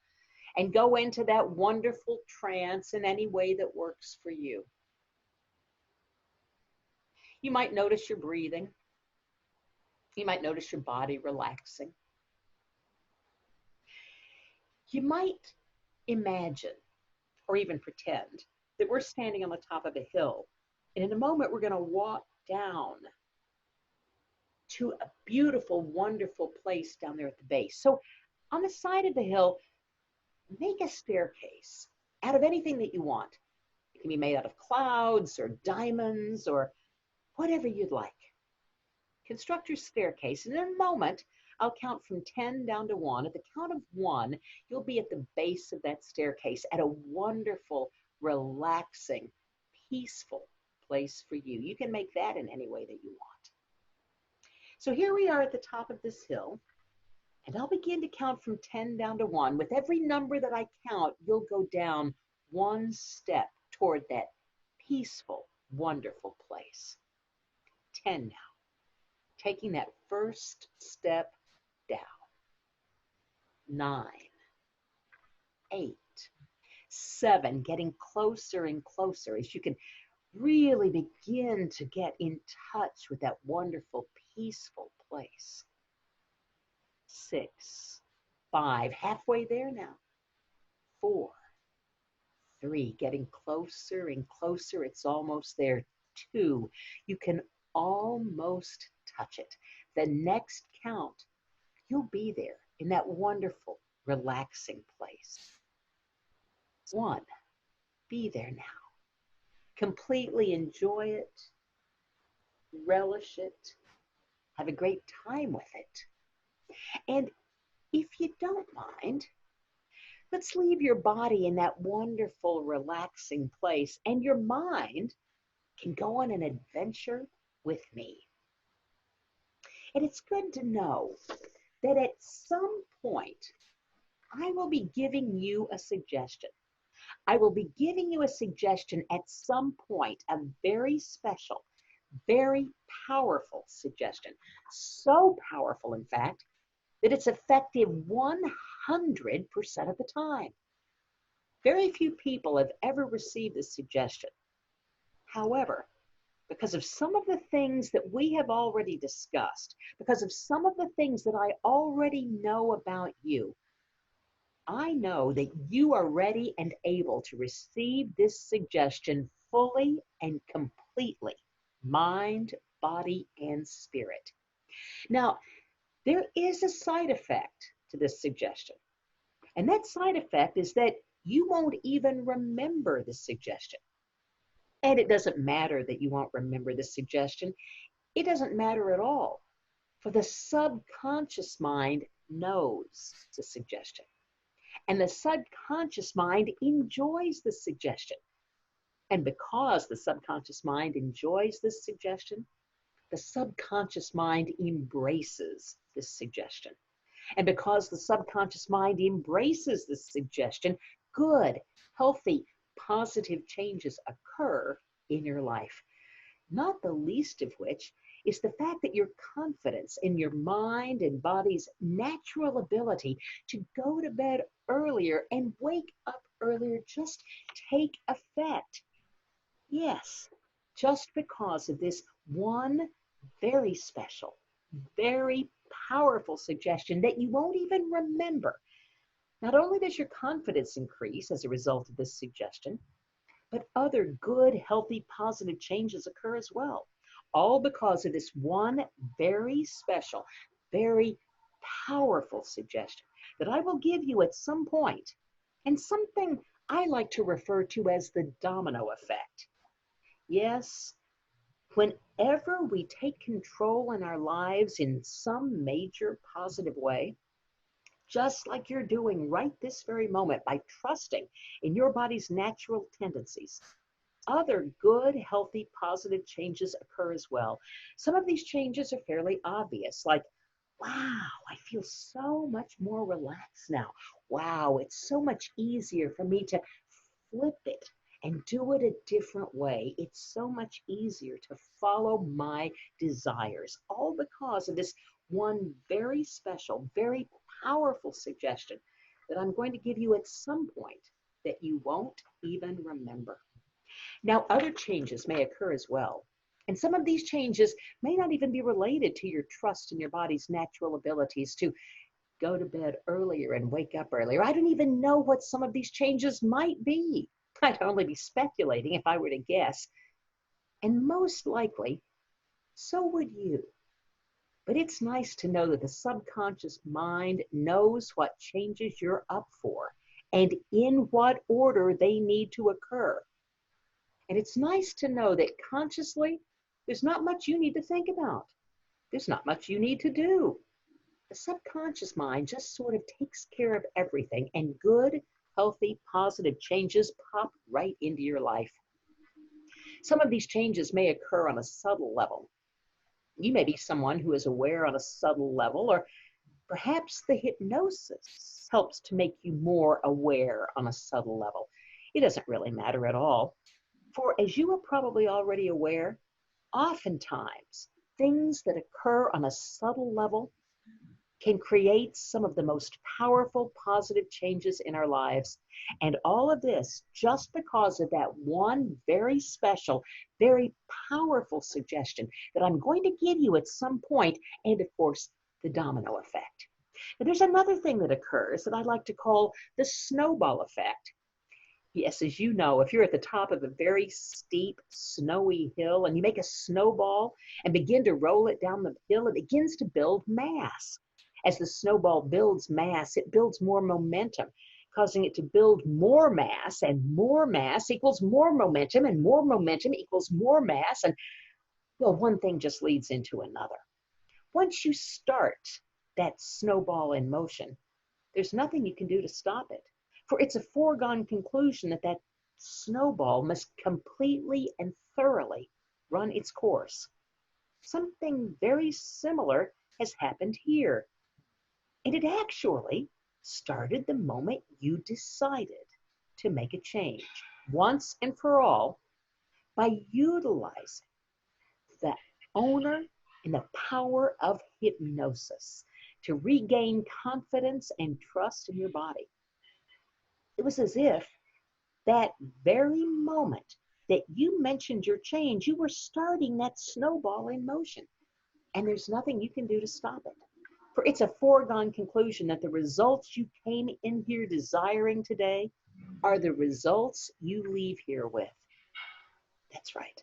And it's a foregone conclusion that you have regained control of your life and your body's natural tendencies. And the end result is that you are calm, confident, and relaxed now in the change that you will make now and for the rest of your life.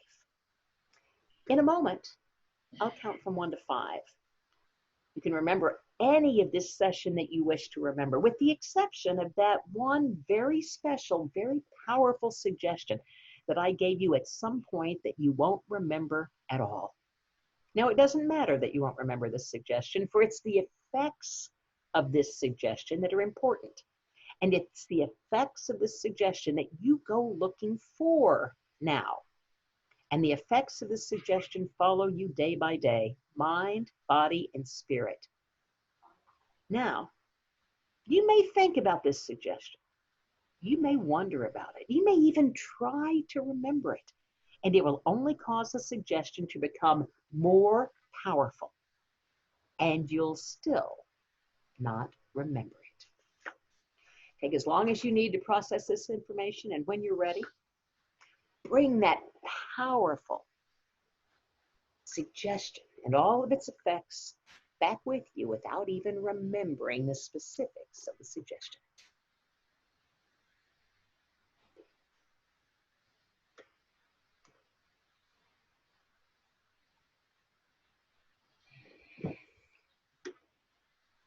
Hi, ladies. How was that? You never made the suggestion. What suggestion did I make, Yoli? You didn't. Oh, yes, I did. Well, you made the suggestion to make a suggestion. So won't it be interesting when you go back and watch this process and watch it with attention for the suggestion, where you'll hear that suggestion dropped in, not once, but twice, maybe 3 times, that you won't even remember. You're looking at me like I didn't make a suggestion. You didn't. I will send you the script. I didn't send it ahead of time because I didn't want you to be prepared, but I will send you that script. Is that a miraculous script or what? Yeah. If you actually did make a suggestion, then it was miraculous. But I don't believe you did. Okay. Okay. We'll check in. I don't know anymore. I don't know. I have to re-listen to that. Well, what do you think you're going to do, Yoli? Has anything in your life changed? I will let you know if it did change. Right now, I don't know. Okay. If you'll let me know if what happens. If there was a difference. If there was a difference. In what? If I feel different in any way tomorrow. If you feel different about what? About my suggestion that I made myself. And what was that suggestion? To wake up at 5:30. Oh, okay. And Paula, how will you know if there was a suggestion or not? I guess if I exercise, if I do the strength training 3 times this week. It'll be interesting, won't it? So let me say 2 things about that, okay? The first thing is I did indeed make direct suggestions. And you will notice it when you get the script, exactly where I put the suggestions, because I read it word for word. And by the way, one of the dangers of using a script instead of a concept is that sometimes the person who wrote the script makes the typo. And even the person who typed up the script couldn't recognize their own frickin' typo, but whatever. So I'm just saying that's the problem with scripts, is sometimes there will be a typo in there and you have to work around that. But so it's so much better to use a concept. But I wanted you to get this exactly as it's printed so that you can go back and see how the magic works. Okay? I will tell you that I did make this suggestion for you twice in the script. And I will tell you that even if you don't have any suggestion to make, it's perfectly okay. Because whatever you talked about going into the process is what your client is processing anyway. And they know what they were working on. So as you're talking about stuff, their subconscious mind is inputting information. So it wasn't you guiding us to make our suggestion. Was that the suggestion? You already made the suggestion. Right. Before we went in, I asked you what you wanted to work on. Right. Okay. And how you were going to get there. And you gave me your answer. Mm-hmm. And so that was reinforced in the suggestion. Now this is called the no suggestion script. It was Drake Eastburn in Denver came up with this concept, and he came up with this concept one day when he had a weight loss client in his office, and she was not giving him anything to work with. She wasn't sure if this was going to work. She didn't know if she was going to take the suggestion. She just didn't know. She was just the crankiest, most cantankerous client he'd ever had in his office. And it was near the end of the time, and he had to do something for her, and she wasn't going to take any of the suggestions he gave her. So this is what he did with her, the no suggestion script. And she came back the next week 3 pounds less. She'd been there twice and hadn't lost an ounce, but she came back the next week after this script and had lost 3 pounds. And had been all week trying to come up with that stupid suggestion, and she still can't remember it. And it was interesting that I brought in the no suggestion script in the week where we learn how to make suggestions. Because I want you to understand clearly that the client is going to do their own processing no matter what you say. And you can cleverly string some words together to make cogent suggestions, and even if you mess it up, it doesn't matter. Take what they want and how they're going to get there, fill in the blanks of your rundown of language patterns and magic words, mix them up if you want to, reuse them if you want to, use them in a different order, only use one of them if you want to. And it's all going to work because your client is going to do all of their own processing in their own head, no matter what you do. And so even the no suggestion works wonderfully. You can use this script for any client for any reason. If you don't have any idea when your time to start the formal hypnosis process, if you don't have any idea what to suggest to this person, just use the no suggestion script and don't suggest anything. But I did suggest. Okay. But you both came out and said I didn't even make the suggestion. So you don't even believe that I did. I know, it's very interesting. You'll see it when it comes down the pike. So one final thing to look at is that hypnotist tracking form. And by the way, when you get the recording, if you want to, take the script and go back and read the script as we do this process with you so that you can see how it, so you can physically compare and see how it worked, okay? This hypnotist tracking form, I'm going to send you a whole video, I think, of me teaching this particular thing because I would like to get, we ran a little further into time than I expected.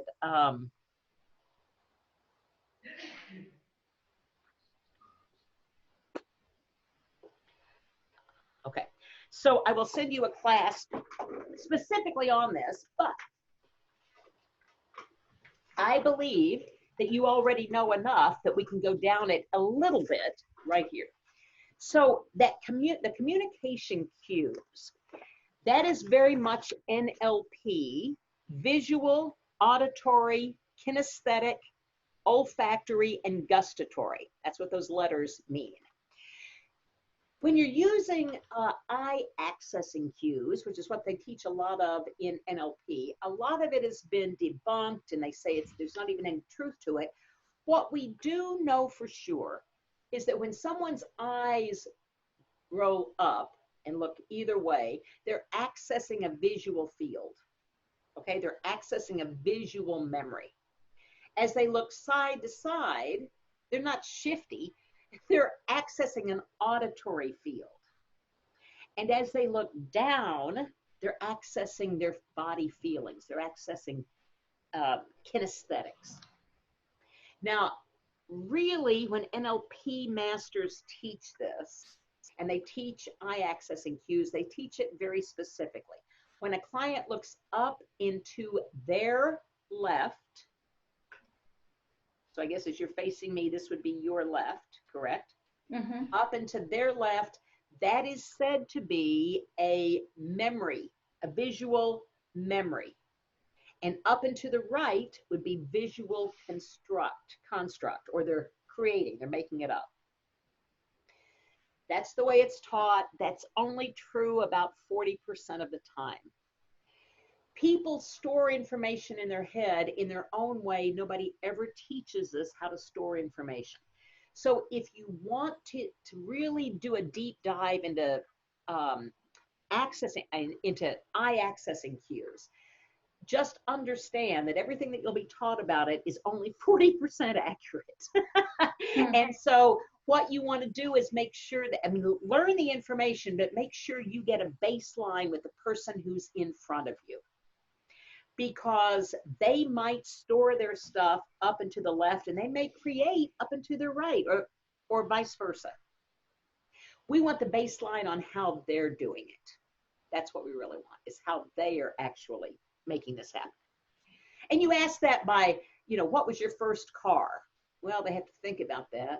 And if they look up and to the left or up and to the right, they're accessing memory. If you ask them to tell you about the most wonderful vacation they could ever imagine, whichever way they look up, they're creating. So you can get a baseline like that. But the thing you want to remember is looking up is visual. Looking side to side is kind of auditory. Typically, looking down and to your left is auditory digital. That means that they're doing inner dialogue. Down and to your left means inner dialogue. Down and to your right means self-talk or creating stuff, creating feelings. They're getting their feelings and creating them, but they're getting down into their body to find out what's going on in their body. Okay, those are just some generalities. What I use that communication cue for is I listen for, because I'm an auditory processor, so I'm listening for, if you're reading something, you can do it reading. I am listening for the words that they're using. If they're using, oh, I look over there and I can see myself doing something, they're probably more of a visual processor. If they're telling you, I really need to get a grasp on that, I need to get a handle on it, I need to kind of feel it, know what I'm talking about, they're more of a kinesthetic processor. And if they say, yeah, that sounds good to me, oh, I don't know, I don't hear you at all. Ah, that rings a bell. They're more of an auditory processor. Okay? So if we're using their, if we pick that up and we know that and we make a notation on our tracking form about what their preferred representational system is, then the next time they come into our office, we have a quick way to know how to easily attach to their subconscious mind by using their representational system. So if you're asking them to visualize and they don't believe they visualize, you're breaking rapport. So if you have them listed as a kinesthetic processor, you're going to want to talk to them about how it feels rather than what it looks like. How would that sound to you? Just that change in terminology will help maintain the rapport with your client. Suggestibility, we talked about direct or inferred, whether they're direct, whether they are better served by just giving them tasks to do, giving them instructions, or whether they're better served by the more creative, artistic, Ericksonian style of hypnosis. And inferred is, you don't have to be Ericksonian, it's just more of an options person. If you've got somebody who's really direct and you give them too many options, they might get lost in the weeds or might get overwhelmed. So just telling them what to do is easy. If you've got somebody who's very indirect or inferred, i.e. Paula, you don't want to give direct suggestions to. You want to give options so that she'll make up her own mind. Make sense?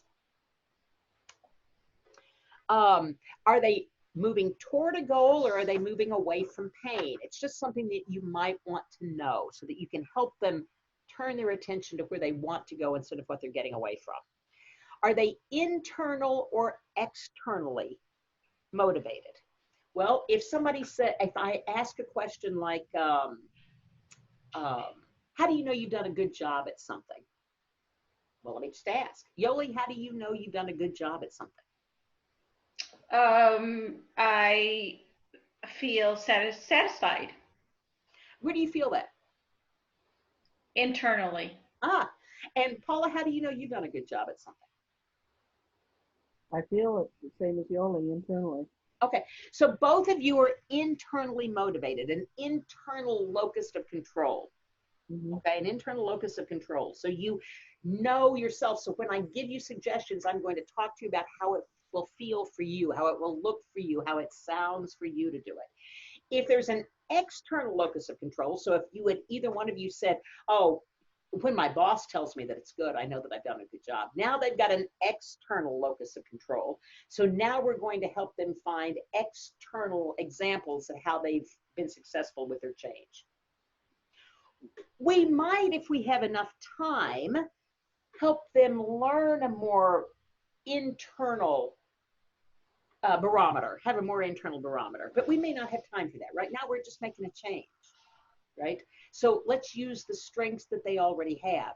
If you have a client for 6 years, one of the things you might want to work on is how to change their locus of control. But if you just have a client in to quit smoking, don't worry about that. Just use their strengths and help them make their change. Global or specific? Do they talk in specifics? I want this goal right here for this reason. or are they global? And another way that I use global or specific is with the kind of you word. I want my clients to own their stuff. I want them to own their flaws, and I want them to own their strengths. And once they can own their own stuff, then they can decide what to do about it. And so I'm listening very carefully for someone who goes to you or we, as an example. You know, when you pass a dessert table, you have to take something. So when someone says something like that to me, it indicates to me that they have just absolved themselves of any responsibility, because it's just a foregone conclusion that when you pass a dessert table, you have to take something. Everybody does. It's the human condition, and that's bullshit. So not everybody has to take something from the dessert table.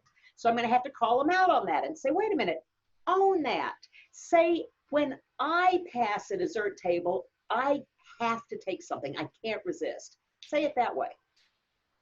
And they will, and then I can watch them kind of wince, because, well, I could if I wanted to, right? If it's a global condition, then they don't have any responsibility in it. As soon as I make them own it, then they have to be accountable.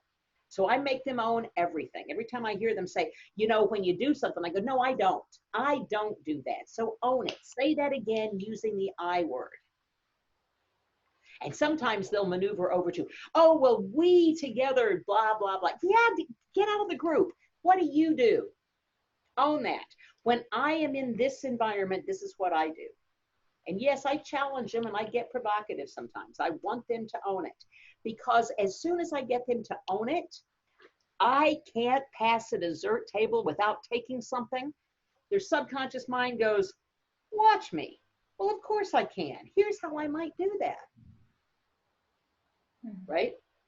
If it's a global condition and they don't have a responsibility for it, they are internally letting themselves off the hook. That's an interesting strategy, is it not?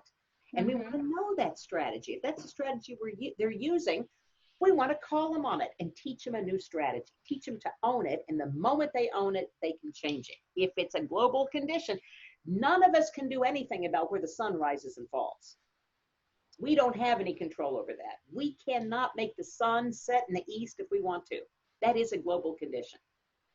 But anything short of that is pretty much our own responsibility, right? Once or several times. Paula, last time you bought a car, how many did you look at? How many cars did you look at before you bought? 3. How many? 3. 3. And you looked at 3 different ones because?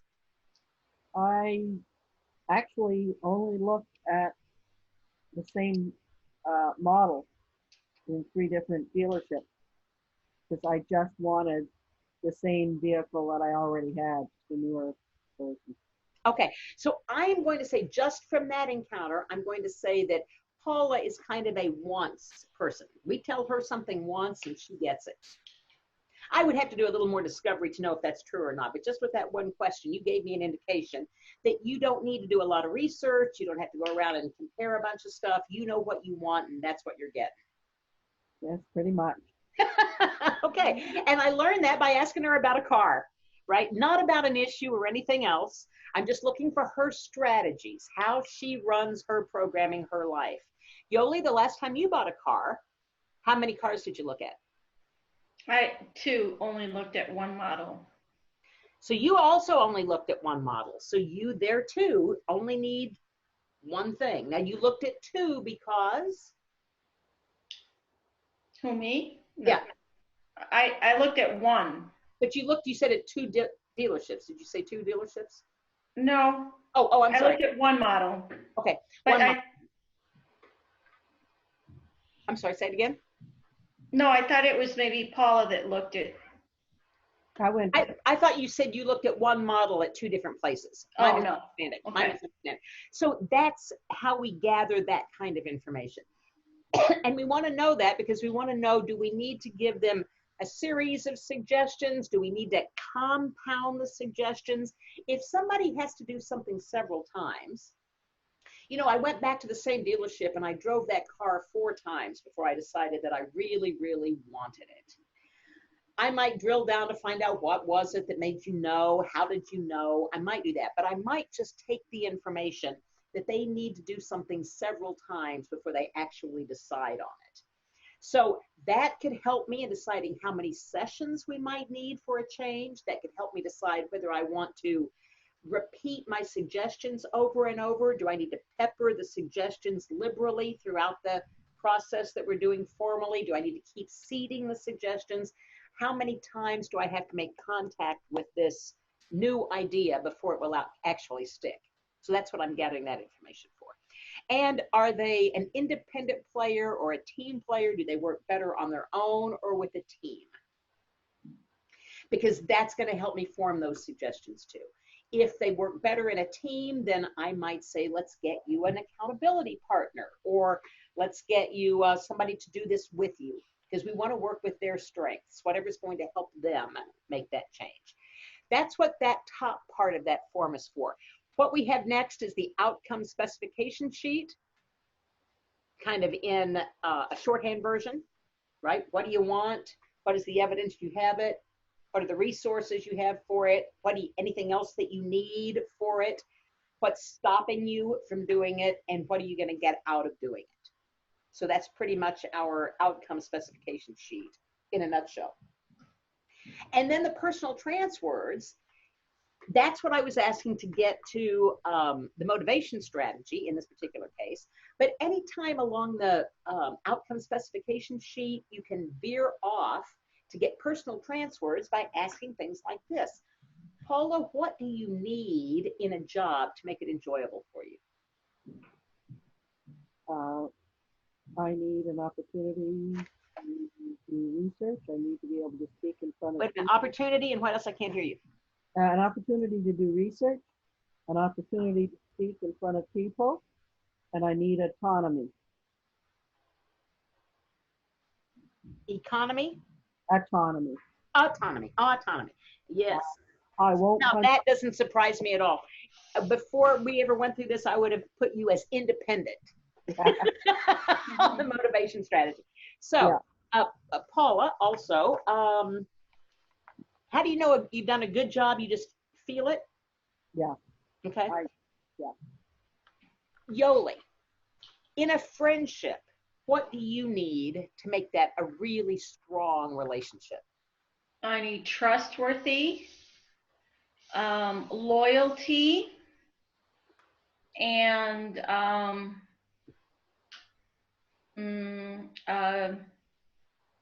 flexibility. Ah, okay. So as we just look at those things, I've got personal trance words from all of you guys, or for both of you guys.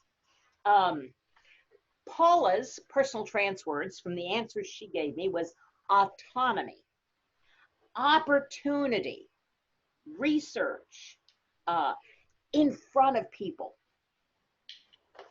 speaking, okay? So we know that she's kind of out there. She wants to be in front of people. So as I'm adding color and nuance to her suggestions, I'm going to add things. I'm going to go back to my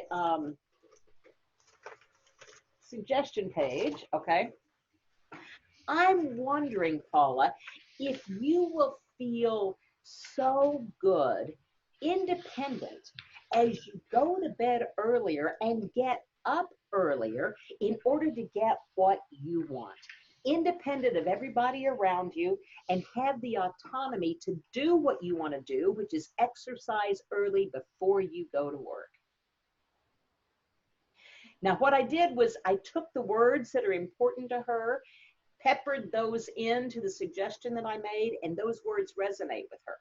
She gave them to me.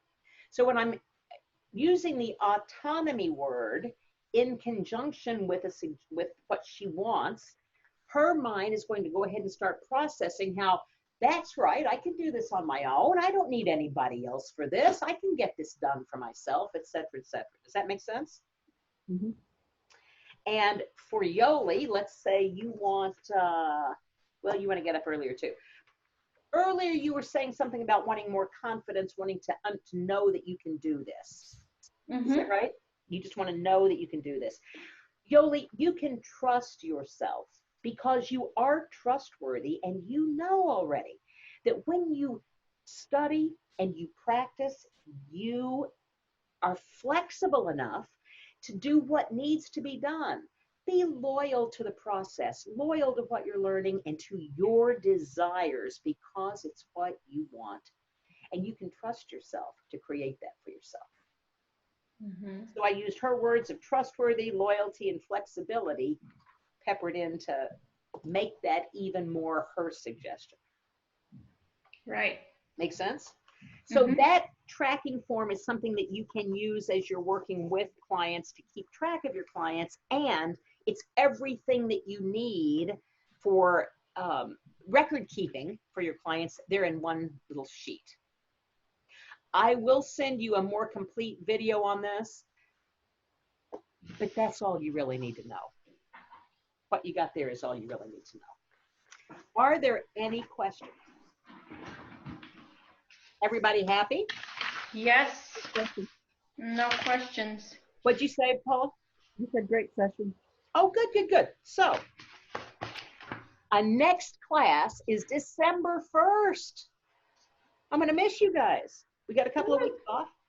December 1st, we will get together. But because you have so much time off, I've really heavied up your homework assignments.